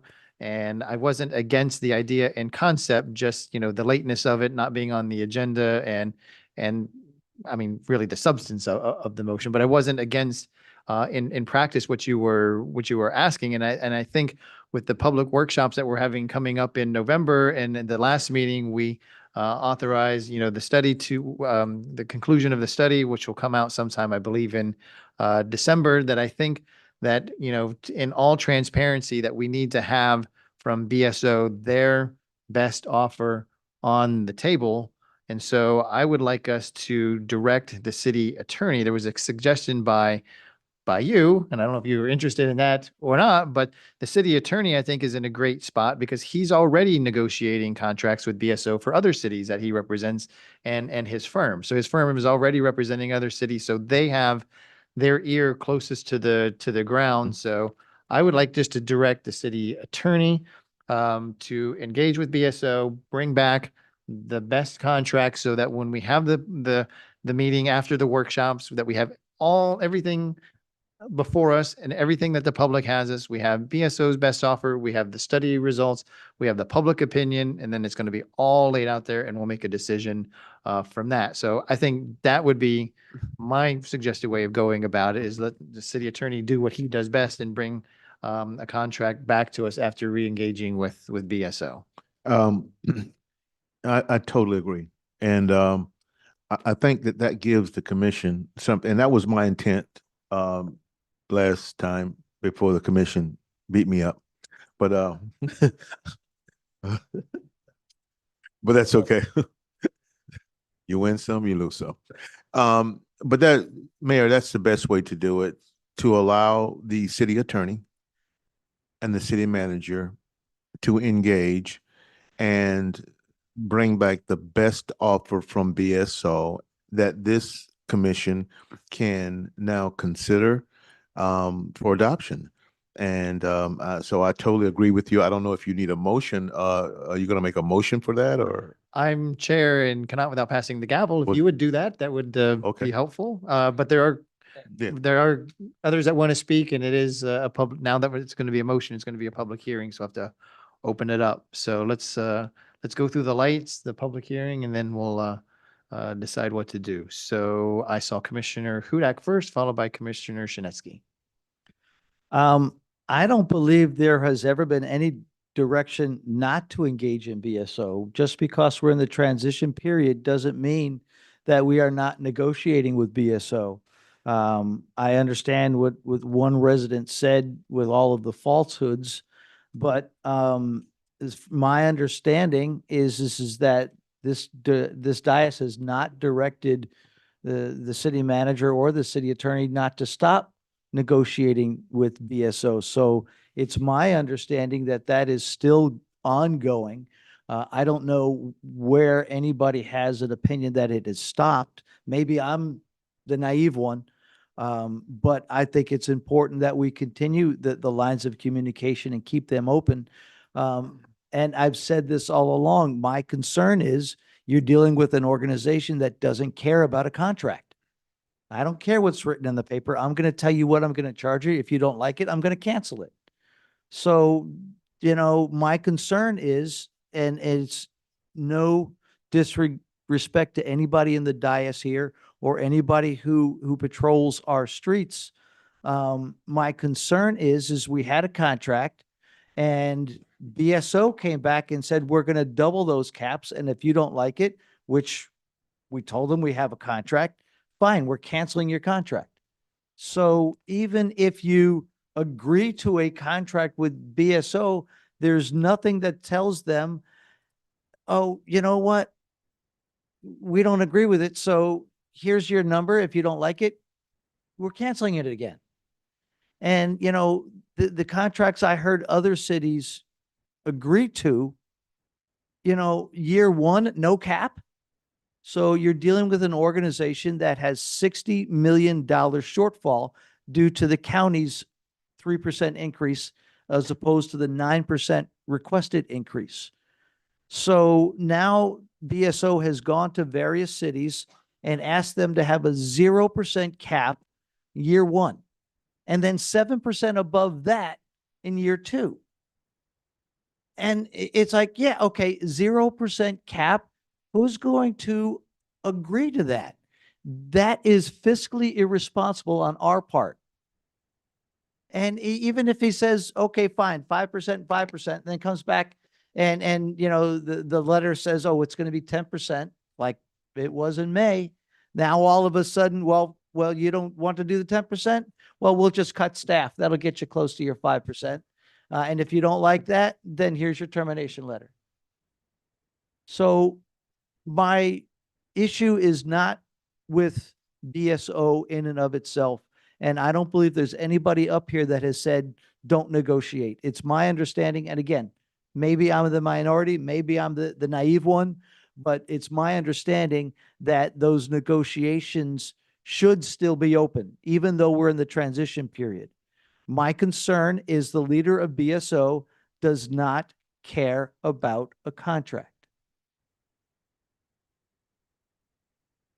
Before Commissioner Shinetsky, I mean, I share many of the concerns, Commissioner. My suggestion tonight for the motion to be made was simply for the city attorney to bring back whatever that best contract is, and we can say yes or no at that particular point in time, so long as everything is out there. And if the cap, if the best contract that the city attorney can negotiate has a 0% cap, or excuse me, an uncapped in it, I think you're going to have more than one of your colleagues up here not in support of that, and to make it for a very quick discussion. But I don't think we know that until the city attorney goes through the hoops and brings that contract back for us to evaluate. And I agree with you. I've never once said not to stop negotiations with BSO. I mean, I hope that wasn't interpreted, because that was not the case. I know those conversations are ongoing. This is simply just to clear the air for anyone that may have any misgivings about what we're doing up here, is that we want that information from BSO as well as the contract that we authorized at the last meeting. I'd like to ask the city attorney if he's continually negotiating with them then. I mean, has there been a stop? I don't know. Well, this is to direct him to Well, he negotiate should have the been best going contract. on since last May. Well, I understand, but we need that back by probably mid-December. When the study is done in mid-December, when those results are back, we'll need the best contract from BSO by then. Mr. City Attorney, have you been negotiating with BSO? Well, I think I presented the options that BSO has presented to us as the city manager in the past. I did get about 2 months ago, which I think you were all aware of, two drafts, proposed draft fire contract, a proposed draft police contract with the commencement dates starting on April 1, 2026. Right. But if it's okay, I'd like some clarification. I know the vice mayor made a motion. There's a motion on the floor. It hasn't been seconded yet. But are you proposing that I negotiate a contract along the lines of with a 4/1/26 start date? Previously, that was a 4.5-year proposed contract. Basically, use those contracts, get them the best we can in negotiations with BSO to bring them back for your consideration. And so I guess let me break this up. Two questions. One, we're looking at a contract with an effective date of April 1 of 26. And then also the time frame, I just wanted confirmation. You want to see this contract back, I presume, about along the same lines of the study, right? So while the study is done sometime, by December, let's say, or early December to bring that back to you. That was a lot. And so, sorry, Vice Mayor, I'm happy to break that up. If I just wanted to get some clarification from you and the commission about what you're looking for me to negotiate. Okay. I'll let the Vice Mayor marinate on that while Commissioner Shinesky speaks. Thank you. I agree with what the mayor has said. I feel that people get caught up in the politics and the personal stuff. And we have to remember that our bosses are the citizens of Deerfield Beach. We need to make a logical decision, not an emotional decision. So I also feel very, very strongly what the mayor is saying, that we should direct the city attorney alone to negotiate with BSO staff to get the best offer from BSO, to have it by the end of the December, because I think that's when the study from the Institute of Public Policy will be available. So this way we could weigh the study as also the best option for BSO. What I would also like to also include is if we can get in maybe every meeting that we have a few more meetings before the end of December, an update from the city attorney of what's going on in negotiation. I would like the clarity of that so that the public could be aware of that as well. And I agree with the mayor's motion. Thank you, Commissioner Shinesky. Before we go to Commissioner Plow, one, I don't think we should direct the city attorney alone. If he needs help from staff or others in his team, I think he needs those resources available. Okay. And then second, I'm not sure about a update at every commission meeting because that ruins the negotiation process. If they're negotiating, let them negotiate and bring that deal back. Let's not hamper those negotiations by airing in public what they're talking about, because that may impede what BSO or our own city attorney is trying to accomplish. Let them, they're very smart people on both sides. Let them bring back their best deal to us to evaluate. Those would be my comments on your comments. Commissioner Plow.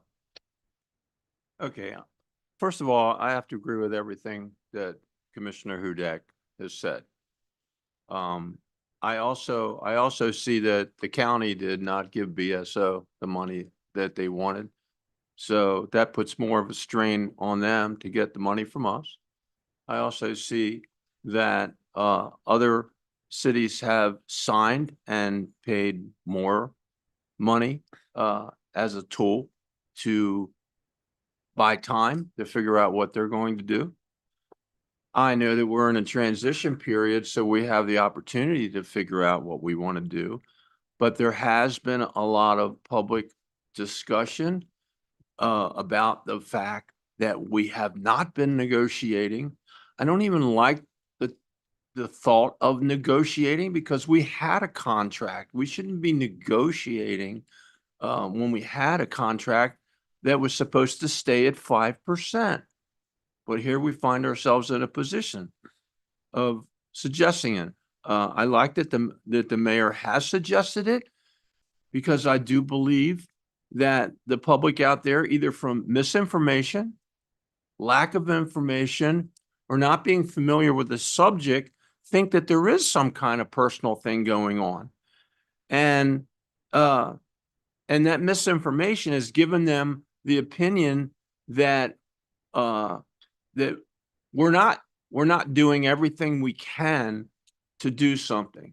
I mean, in a perfect world, I would say you go in and say, we want it at 5% and stick with that.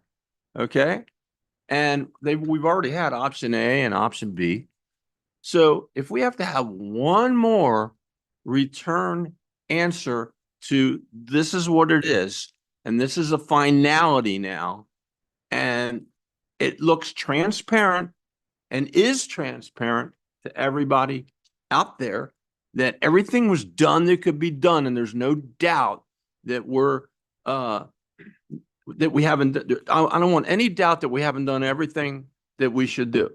Okay, but there is a very valid point of having that finality of what their side is the negotiations are done, the study is done, and then we move on that. So in that respect, and with that thought process, I would be in favor of that. I'm clear, right? Very. It's a lot to do with how the public is perceiving this. People don't think that whether it's personalities or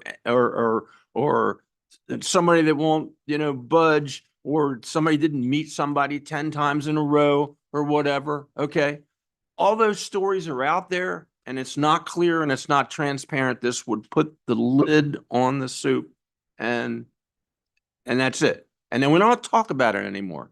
We move on and we make a vote and decide what to do when the study's there and their final answer is there, what they'll go for and that they will never budge again. So we don't need to negotiate or speak about it again. We make a vote, then we make a decision at that time.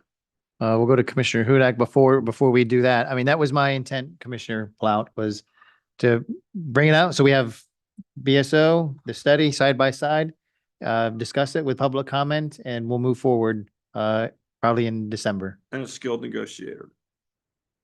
Commissioner Hudak.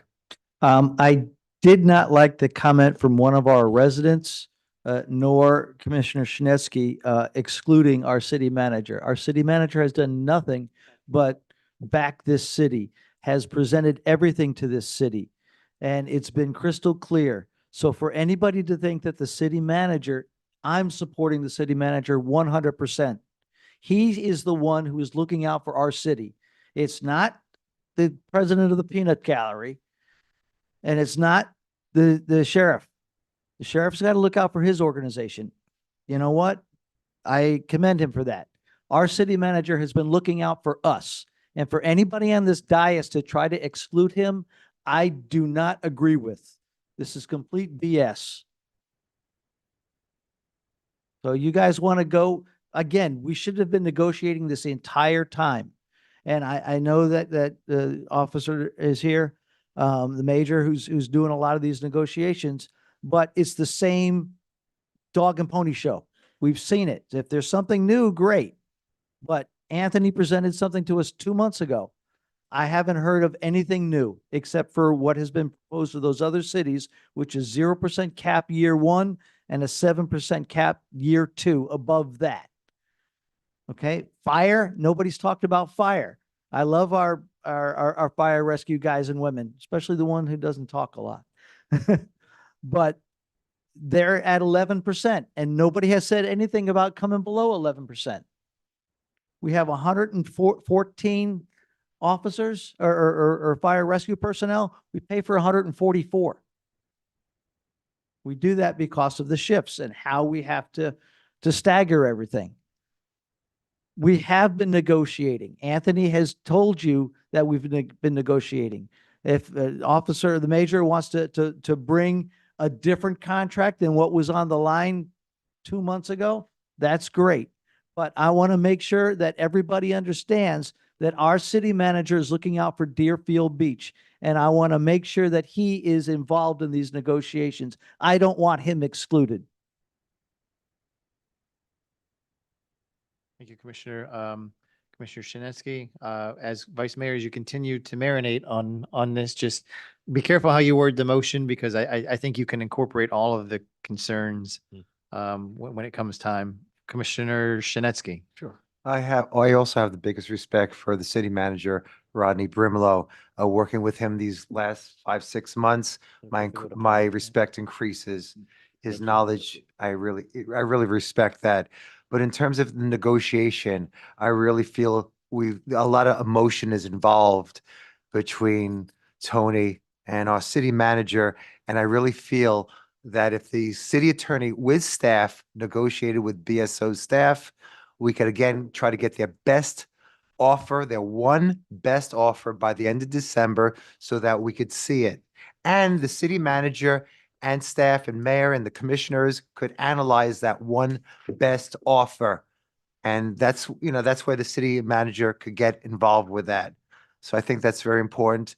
And I also want finality. We need to move on to other things. I think by having this, it won't be the back and forth, because there've been a lot of back and forth So again, I agree with the mayor's motion to have the city attorney and the staff and negotiate with BSO staff to try to get their best offer by the end of the year so we could analyze it and the city manager could analyze it. Thank you, Commissioner. I just have a suggestion. No motion yet. Commissioner Plout? I just want to go on the record that I'm not changing anything that I said, but I was not implying that our city manager should be out of the negotiation. I did compliment our attorney, because he's great about that stuff, okay? But they're a team. They represent us. There's no kind of personality that came into this thing. That was constructed by the other side. And we have to stop talking about that. It's let's do this. Let's get some finality to it. But I am solid behind my team that sits to my left here. Both of them. Vice Mayor. Thank you, Last Mayor. light standing. Sometimes we don't do a good job of listening. We don't really have a formal motion on the floor, but what I said in the idea of making a motion, I said I would like to see the city attorney and the city manager. That's what I said.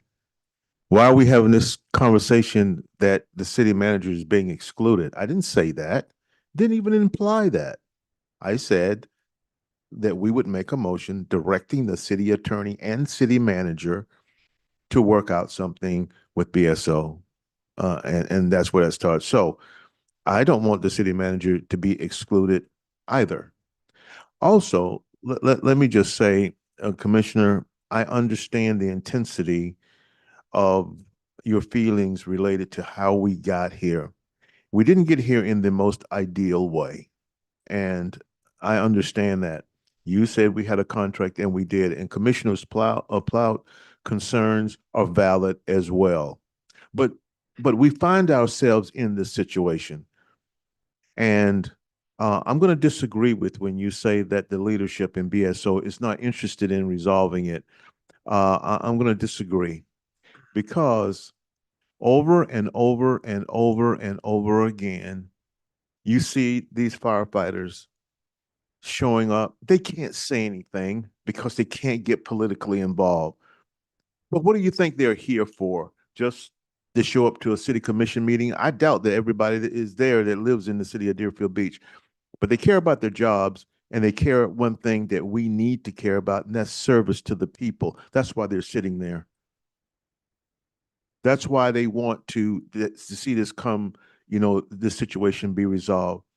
Mayor DiGiovanni comes up in front of us all the time, just trying to clear the platform, to create a foundation upon which negotiations can happen, or which we can have points laid out and there can be some measure of resolve. Obviously, to a certain extent, there has been a lot of incompatibility between the sheriff's office and the city of Deerfield Beach. There's no denying that. In that measure of incompatibility, that has created an air of complexity. And ultimately, from incompatibility and complexity, we now are faced with measures of conflict. It's incumbent upon us to try to resolve that conflict, not for the sheriff, not for the city administration, but for the people that we serve. Listen, I have said over and over again, maybe at some point down the road that we can have that conversation about whether the city of Deerfield Beach can be responsible enough to take its fire department and police department, but not right now. We're not in a position to do so. We don't have the administrative infrastructure, nor is there the physical infrastructure to take on such a big job. The resources simply won't be there. And so I just think it's in our best interest now to see if we can resolve this. Does it mean a little that our pride can be damaged a bit? I think in situations like this, we got to get pride out of the way. It's always for the people. That's why we have to do what we have to do. We have to make sure that the people in Deerfield Beach, and that's why I sit here, to make sure that they are served in a way that they're comfortable with.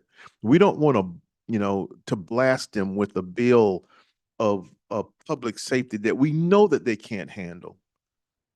But if we can say, okay, this wasn't right, and I'll tell you, I don't like the way things happen that brings us to this moment, but I can tell you there are people in the BSO department that want this to come to an end. They want to resolve this.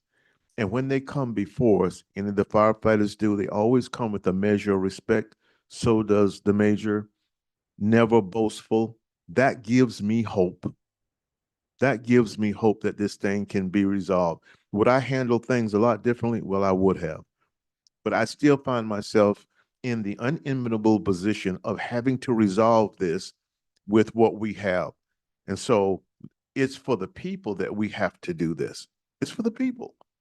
We're going to have town halls. Are we going to have all the information available? Will the people actually be able to make the kind of decision that they may need to make based on the information that we present them? I also want the city of Deerfield Beach to be comfortable in that the people who represent them did everything they possibly could to resolve this, to bring it to a point where now we can move ahead. Because this position that we're in right now of transition, we don't have a contract. It's not good. It's not good. And so what I was talking about, with what I'm totally on board with the mayor, is that it has been, and you're right, it's been constant negotiation. But this was to make a motion to go and say, what's your best offer? It's kind of like, if that had been said, maybe it was lost in the transition. But for us to formally direct the city attorney and the city manager to go and to negotiate with BSO, and out of that get their best offer. So what is your best offer? What are you going to do? And they give that to us, and it's brought back to this city commission for evaluation and possibly adoption. That was the idea that I wanted, that the city manager definitely would be involved in that process. So, I think that's a good summary where we are, Vice Mayor. I'm going to ask my colleagues just to hold off, keep your comments for a second. Everyone's had an opportunity to speak at least once. We're going to open it to the public hearing now because there will be a motion. Can I open it up to the public before the motion, Mr. City Attorney? You can open it up to the public. You may want to do the motion first so they understand what they're commenting on, but it's up to you. Okay. I have the gavel, so Vice Mayor? Yes, thank you. Are you looking to pass the gavel? I trust you. Okay, thank you. Okay, good. I'm glad he said that. I would like for my colleagues to consider for our city giving direction to the city attorney and the city manager to meet with BSO in a platform of negotiation and attaining from them the best offer in way of a contract that can be adopted by the city of Deerfield Beach. And once they are able to get that information, it be brought back to the dais. We met with BSO whenever that time was, and this was their response to this meeting or to this motion. Here is their best offer. They're not going to go any more. They're not going to go any low. And then it's up to us at that point to say, we can live with that. We can't live with that. And that's the idea. I didn't get that. Could you repeat it? I'm just kidding. I'm just kidding. 35 words of I second that motion. Okay, so we have a motion by Vice Mayor and a second by Commissioner Shinesky, Mr. City Attorney. Yeah, just one clarification, just so I understand. I'm going to be negotiating a contract. The previous ones that were sent over to me were 4.5-year deals, starting with April 1, because that's when our other contracts were set to expire, was March 30th. So that's what I'm going to be negotiating, unless you tell me otherwise. How long? It was a 4.5-year deal instead of 5, because it would put us on the same fiscal year timeframe as the other contract cities. Okay, I would, it's a 4.5-year deal. I'm comfortable with that. I second it. I'm comfortable with that. Okay. And we'll look to bring it back to you by December. Yes, please. Okay. Commissioner Sinetsky, do you still second? Yes, I second that. Okay, Yes, so I the do. motion with clarification from the city attorney, seconded by Commissioner Sinetsky. Now we'll open it to the public. Anyone inside the commission chamber would like to speak on the vice mayor's motion, please come forward. Mr. Cummings, you'll be first. Mr. Nolan, you'll be second. Joe Cummings, 267 Oak Ridge P. There was negotiations going on. And they were interrupted by the Broward County Sheriff with these media tirades calling everybody's name. And the very people that you sent to negotiate a contract was ripped on the by these tirades. And he was successful in interrupting the contract negotiations. And by the way, if these are the guys that can make this guy lose his soup, I want those guys in the room. Then he did something else. What'd he do?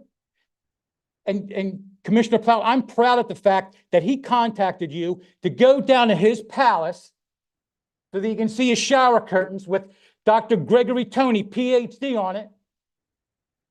And you didn't do it, and I'm proud that you didn't do that, because if you did do that, what that means is that you are negotiating. You pay these guys to negotiate. And anybody that has went down there to his palace to negotiate has circumvented these two people here and the city.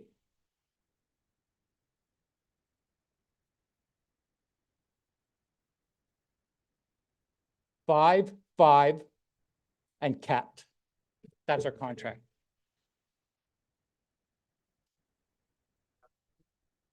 Thank you, Mr. Cummings. Mr. Nolan? How you doing? Thomas Nolan, 406 Southeast 8th Ave. Sorry for my attire this evening. I had Little League game before this. I commend you on, continuing forward in negotiations. I know this is very tough. But one thing I want the people of the city of Deerfield Beach, the residents, the people that live in Deerfield Beach, play in Deerfield Beach, vacation Deerfield Beach. When you dial 911, you don't get Barney Fife. You don't get some minor league baseball team showing up. You get professionals. Currently, right now, in your city, you have BSO sworn deputies and fire rescue personnel responding to a small aircraft down off the ocean, off the pier. You don't have inexperienced people showing up. You have the best of the best. You have professionals. So the decision that you guys are making, talking about negotiations, and we're talking about no caps. Everybody keeps saying no caps. BSO presented you numbers. You have numbers for year one. Everybody keeps saying there's no caps year one. There's a number. There was a consent agenda or a consent item given during budget. It was presented. So to say there's no caps, there's a cap. It's listed in that.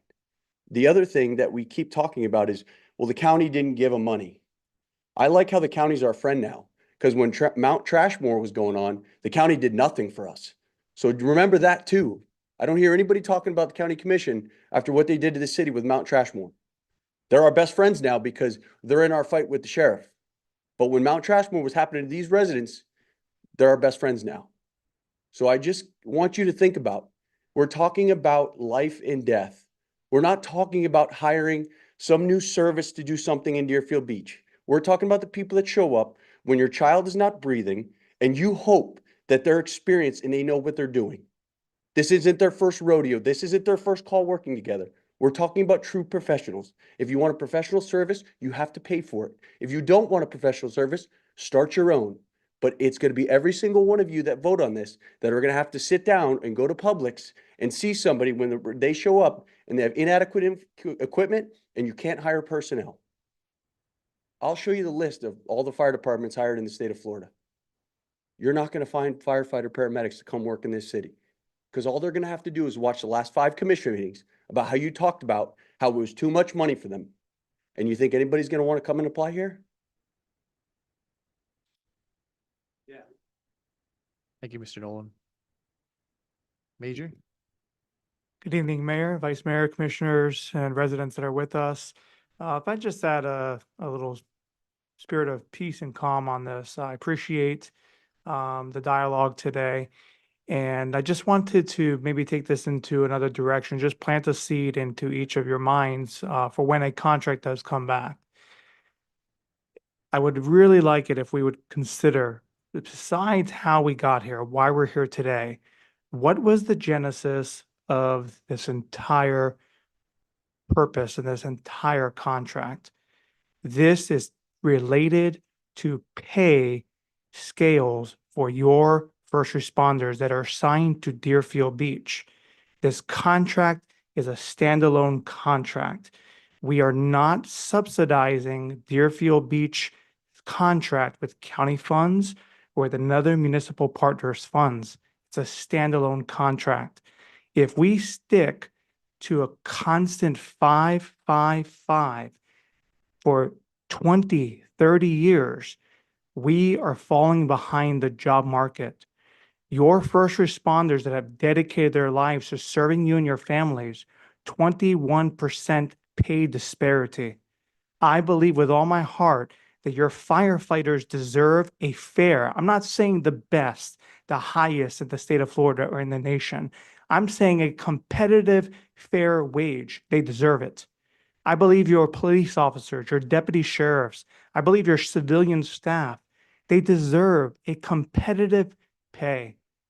We need to partner with the city. We need to partner with this commission. We need to partner with the residents to simply put them on par. We're not asking for riches. We're not asking to be the top paid. We're asking for a little flexibility in working with a long-standing partner to bring the pay scales to where they are earning a fair wage. I will do my very best to work with this city, to work with your manager, with your city attorney, and anyone else that you want me to work with. But please don't lose sight that part of it is they deserve a fair wage. If you look to municipalities around you and you see the trend, Coconut Creek Police Department just did the same thing. Plantation posting on their own website with the pay scale upwards of 75,000 plus and hiring bonuses. Our starting pay is at 64,000. Do the math. 21% and 19% is simply bringing us to where municipalities are. That is across the board. We are losing qualified people. They stay here because they love this community. But it's sooner or later, we have to offer them a competitive pay scale. I will do my very best. Thank you, Major. Mr. Scott, did you want to speak? Terry Scott, 180 Southwest 3rd Avenue. I'm glad that I've stood before many sheriffs in this county. And I would tell you now, we have never had a sheriff like this. I commend every deputy, every firefighter that fight and protect us every day. I commend them. But I don't think we have to stand to the disrespect of this sheriff. We should never have to do that. Our city manager is the head of Deerfield Beach. This municipality is a city manager ran municipality. You are not going to go down to Ron Cochran Safety Building and run it. You and nobody else. Not as long as Gregory Tony is the sheriff. You're going to go down there and you're going to respect the office of the sheriff in that building. That's his. You're not going to tell him what to do. Well, when it comes down to Deerfield Beach, our city manager should not be told what to do by nobody. He ought to be in the negotiating room. Commissioner Preston, thank you. Thank you for making sure that in your motion he was included, because he should always be included. He's the man that runs this agency, this city. And we ought to be glad to stand 100% behind him. And there is negotiating going on. And the sheriff ought to come to Deerfield Beach and not with a dog and pony show. He ought to come here and respect this room, this city, like everybody else ought to. Because this is our city. This is our city. And God knows I can say it, my family has 118 years in this city. And I don't mind standing up to nobody about what's right and what's wrong. Let's negotiate. Of course, we want our firemen and our deputies to be paid rightly. Rightly.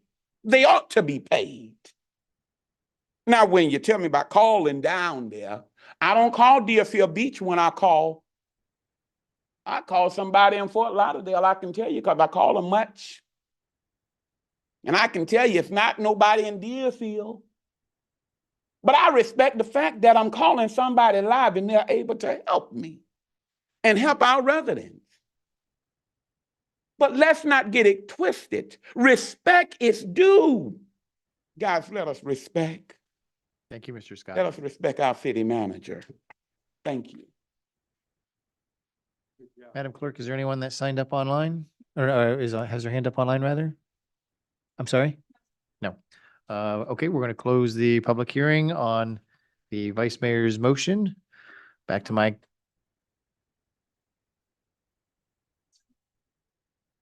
Okay, we'll pretend that she had it up. Former State Representative, go ahead, please.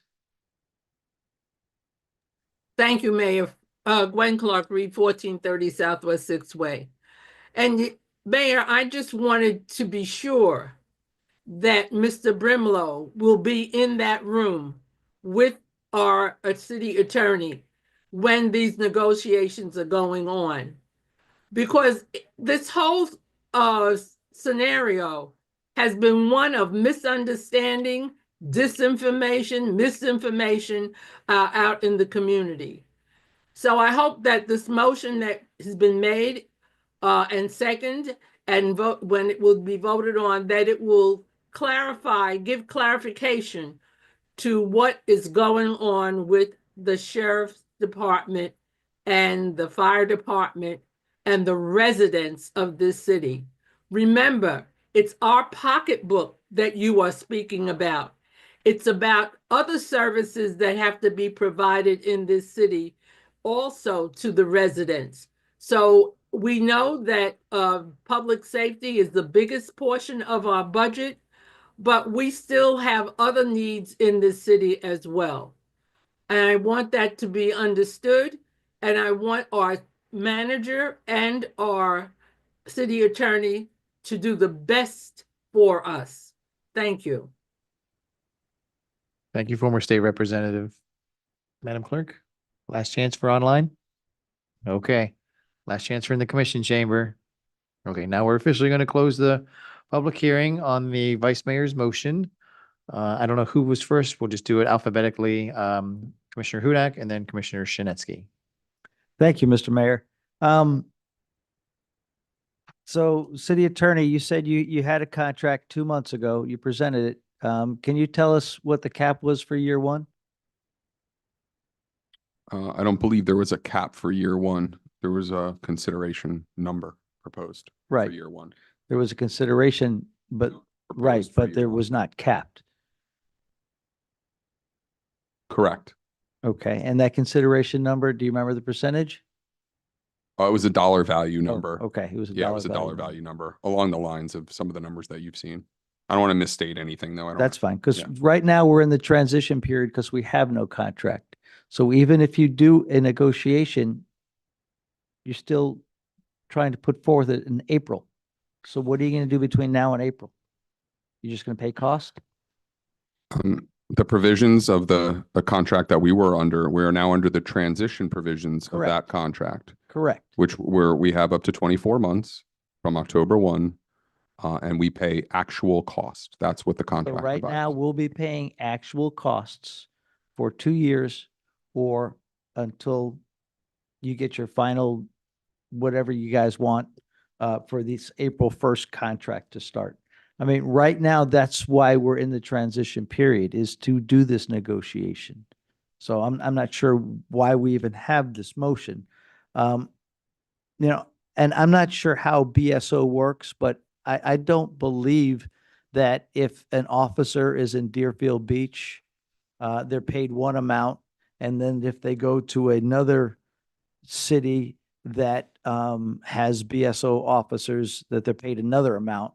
I believe they're all paid the same no matter where they go. Okay, I just wanted to make sure. So it's not like, you know,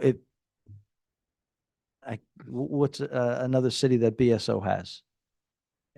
Tamarack. Tamarack, Okay, so it's not like someone in Tamarack, they get transferred to Deerfield, they lose $10,000 because the contract is different.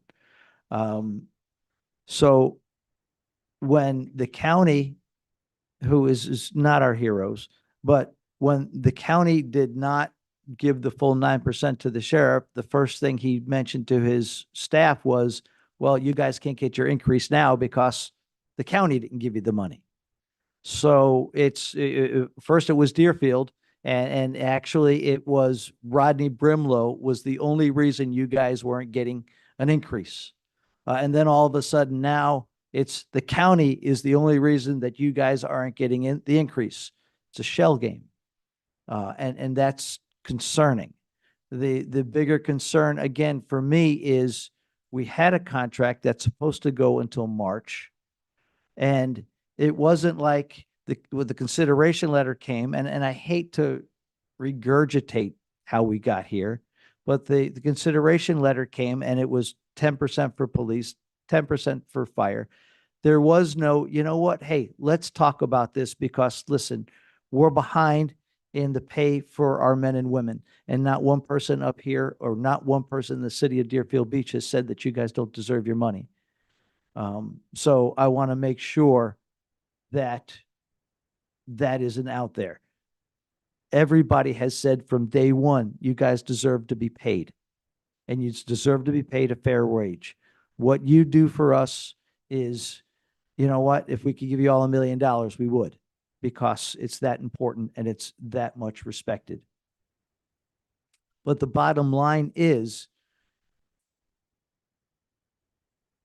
this city had a contract. I went down and I talked with the sheriff, and the major was there, and Anthony was there as well. And I did not do it to negotiate. I did it because the sheriff said publicly that my city manager was withholding information, and that I wasn't given all of the information that you presented to him.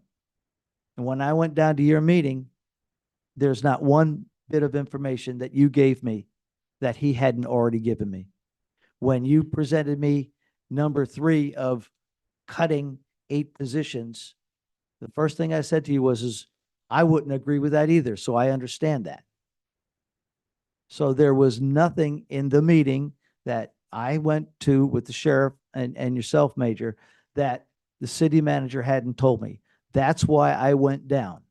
When the sheriff of Broward County tells me, hey, your city manager is lying to you, your city manager is not giving you the information, I owe it to my residents to go down there and to listen and to make sure that I get all of the information. And when I was in that meeting, the sheriff did not give me, and neither did yourself or any of the other participants, give me information that I didn't already have, that the public was already presented from our city manager. So I just want to reiterate that as well. Yes, you're correct. The major's here and the men from fire department are here. Where's the sheriff? Where's the sheriff? How bad does he want this? Why has he not showed up here since 2021 when we did our first contract? The one thing I said on this dais was that I'd like to see you here once every 6 months, just to give us an update. I haven't seen the sheriff here since I've been on this dais in 2019. So we are the largest customer that BSO has. And when I was in the meeting with the major, the sheriff flat out said, I have people that do that for me. I don't need to go down to a city manager. So he's saying that our city manager is not worthy of an audience with him because he has people. He has a major that does it. He has a colonel that does it. But he doesn't see fit to come down and talk with this dais all at once. Doesn't see fit to talk to our city manager because we're beneath him. That's my issue.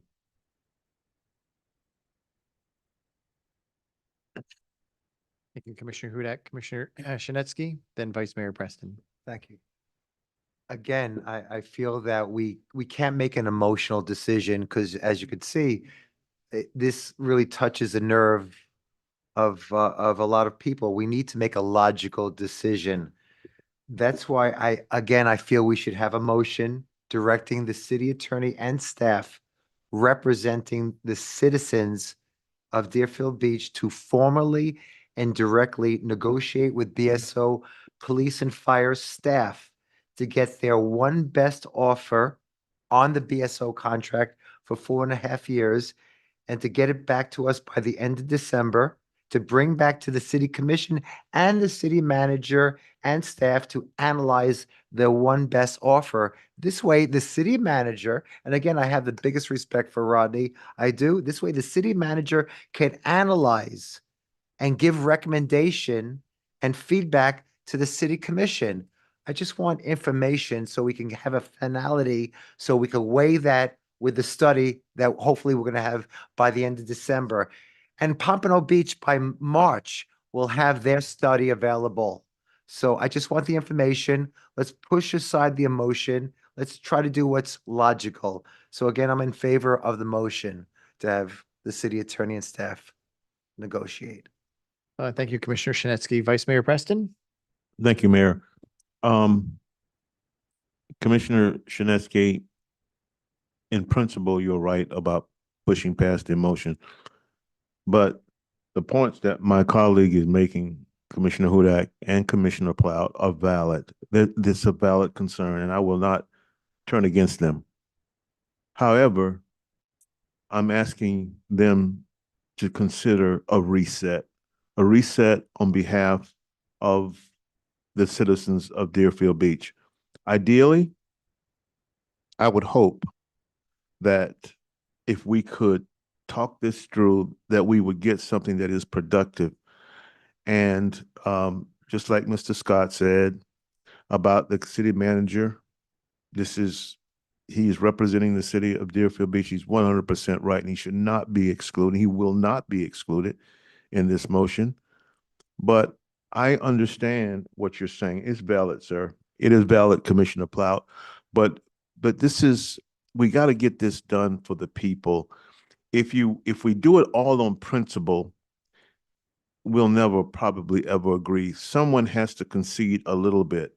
This allows us now some ground and some room to be able to perhaps at some point call this to an end, that there is some measure of resolve. And let me just tell you something that Mr. Nolan was talking about and it keeps coming up, the money that, they're asking, and, this is what it's about, salaries.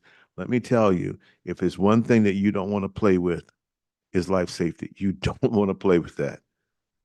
Okay? You cannot, it is not possible to go into Ruth Chris Steakhouse in Fort Lauderdale and you want to order a steak, but you only got money for McDonald's. It won't work. It won't work.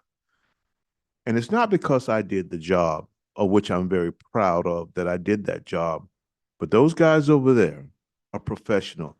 If they worked a code, and I'm not saying that I would want to see it, but if you saw them work a code in this commission chamber, everybody's mouth would fall to the floor. I guarantee you. I guarantee you. They know what they're doing. They're highly trained. Someone said to me, Commissioner, if we were to get someone else, who would we get? Let me tell you who you get. You get the people that couldn't get a job with BSO. That's who you'd get. You get and not that I'm putting down, anybody, but you would get those people that are not the most qualified, the ambulance chasers, those guys that just didn't, for whatever measure, didn't follow through. And by the way, they'd be happy to come here and get a job that would pay them a little bit more than what they're making now. So,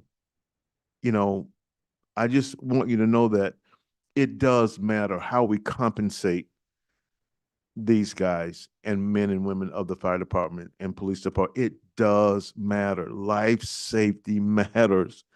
It does. And we do not want to compromise that for nothing. So I just want my colleagues to know that I am not pushing you away because I think there are some valid points that you're making. I'm just asking for a possible reset. And let's see where it goes. Thank you, Mayor. Thank you, Vice Mayor. Oops, we keep playing tag with the lights. Commissioner Schnetzy, would you like to speak again? Yes, sir. All right, I'm gonna, I've given everybody multiple opportunities to speak. This is why our meetings are going, long sometimes. So Make a folks, have your ideas together. I mean, don't speak 500 times on one issue. So I'll do it now, but I'm going to bring this discussion to a close. Thank you. I'd like to make a motion directing the city attorney to lead. There's a motion on the floor. Yeah. There's a motion and a second on the floor. Yeah, motion for the city attorney to lead with staff. No, there's a motion already on the Okay, floor. I second that motion. You already did. Okay, Yeah, we're good. Let's move ahead. Let's move ahead. Getting tired. All right, no, I'm Is fine. it Let's is move it ahead. midnight? Let's vote. Let's vote. Madam vote. Clerk, there's a motion and a second. Do we need to reiterate the motion, Mr. City Attorney? Do you want me to reiterate the Vice Mayor's motion? I'll do my best. Vice Mayor, you'll correct me, I'm sure. Trust me, I will. I'm just kidding. Just go ahead. Motion to direct, as I understand it, the motion is to direct the city attorney and the city manager to negotiate a contract for police and fire services with BSO that would have a term commencing on April 1st, 2026. And the term would be for 4.5 years to align the city with the other contract cities for the fiscal year. Is that accurate? Yes, but I want you to let them know we're looking for your best proposal. What is your best proposal? December, by the end of December, have it by the end of December. Right. Well, to bring it back by the end of by December. Sure. Okay. Yeah. I think you have the major there. He heard you loud and clear. Okay. I suspect others may be watching this as well, at least Okay. at some point. So Okay. is that the motion? Yes. Okay, Madam Clerk, would you call the roll, please? Commissioner Hudak, All right, let's see. Sure, yes. Commissioner Plaut, Yes. Commissioner Schnetzy, Yes. Vice Mayor Preston, Yes. Mayor Drosky. Yes. That concludes my comments for this evening. We'll now move into the city commission. Just please try and keep it brief, gentlemen, this evening. We'll go with District 1, Commissioner Hudak. I've got a lot of stuff to talk about. No, you don't. You know me too well. S-Curve is looking great. Amonte's is open. Lucky Lou's is open. We've got a bunch of new restaurants going in. So please make sure that you get down to the S-Curve.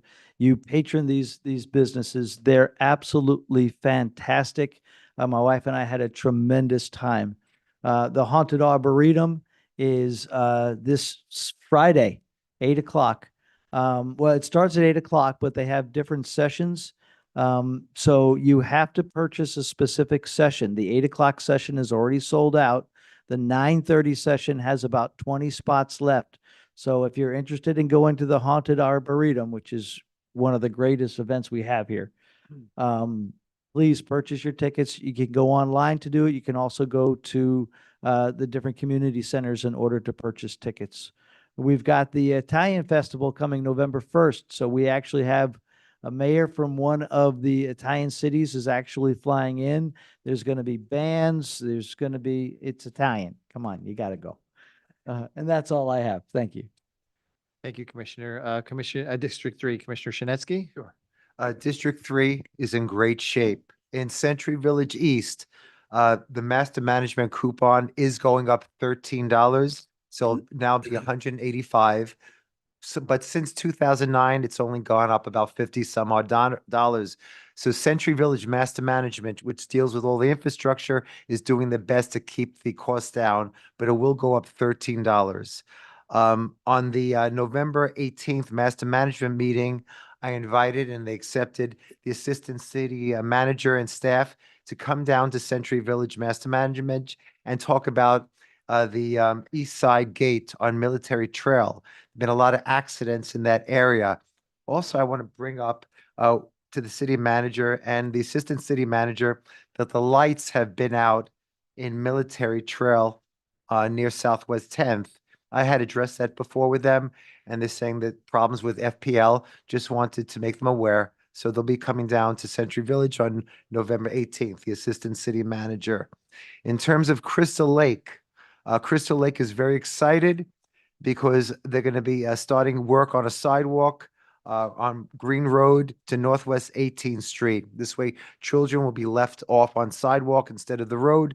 They're very excited about that. And I will again say thank you to our staff, the assistant city manager and the city manager for making that happen. Thank you very, very much. Also concerning Crystal Lake, I met with a P3 developer. That's a public-private developer. And they're very excited. They're working on a plan for Tam O'Shanter Golf Course, which it is an abandoned golf course in Crystal Lake. It's been abandoned since 2005. They have ideas to put together a park for Tam O'Shanter Golf Course. They're going to come up with drawings, and we're going to have a community meeting in Crystal Lake in the near future, possibly December, that the community could give their feedback on what they want with Tam O'Shanter Golf Course to make it into a park for Western Deerfield Beach. So we're very excited about that. For the Meadows, I want to say thank you very much to the assistant city manager and our city manager. The assistant city manager met with the Meadows HOA president and staff, addressing possible sidewalk on the entrance and exit of Military Trail and Southwest 17th Circle. There've been a lot of accidents there. So again, I want to say thank you very much for the assistant city manager for meeting with the Meadows staff and myself. And in December 8th meeting, the Broward County Commissioner, Mark Bogan, who in 2026 will be the Broward County Mayor, will be meeting at the December 8th, the Meadows at Crystal Lake HOA meeting. So he's going to address a lot of, issues concerning that area. So I just want to let the people know about that. In terms of Deerfield Beach, just want to bring up on the S-curve that one of the constituents, a business owner, said that the lights are out on the east side of the S-curve, right where the parking lot is. And I went by there last night, and sure enough, it is very dark there. So that really needs to be addressed. I also want to bring up that I went to the Pompano Beach consultant meeting that they had last week, and our city manager was there, as well as our public safety director. They were there as well. We got the feedback of what Pompano Beach is looking for. They want neighborhood police officers that really understand the community, that they have sensitivity training, especially for mentally ill residents of Pompano Beach. And again, their study will be done. This is from Rafelnis and CPC. Their study will be done and presented to Pompano Beach by March of 2026. I want to give kudos. I don't know if people noticed, they painted in City Hall the clock tower. It looks really, really nice. They've also renovated the City Hall. So it's done very, very well. And finally, the American Legion Commander 162 spoke about 2 meetings ago how they have a project, teddy bears for veterans and their family. We're working with the city manager to maybe have a teddy bear collection, especially for the holidays in City Hall. I outreached to Broward Hospital, and they're saying yes, that they could put a teddy bear collection in Broward Hospital. And I also outreached to South Florida Bible College, and they're looking at it as well. And that's it. Thank you. Thank you, Commissioner. District 4, Commissioner Plow. Thank you, Mayor. My comments will be very, very brief tonight. Most of the events that I wanted to mention, Commissioner Hudak already did. Nice job. One that I think is important is November the 6th, because we've got our State of the City speech by our mayor. And so you need to get tickets for that, and that's at the Jim Moran Center. Okay, so I did want to mention that.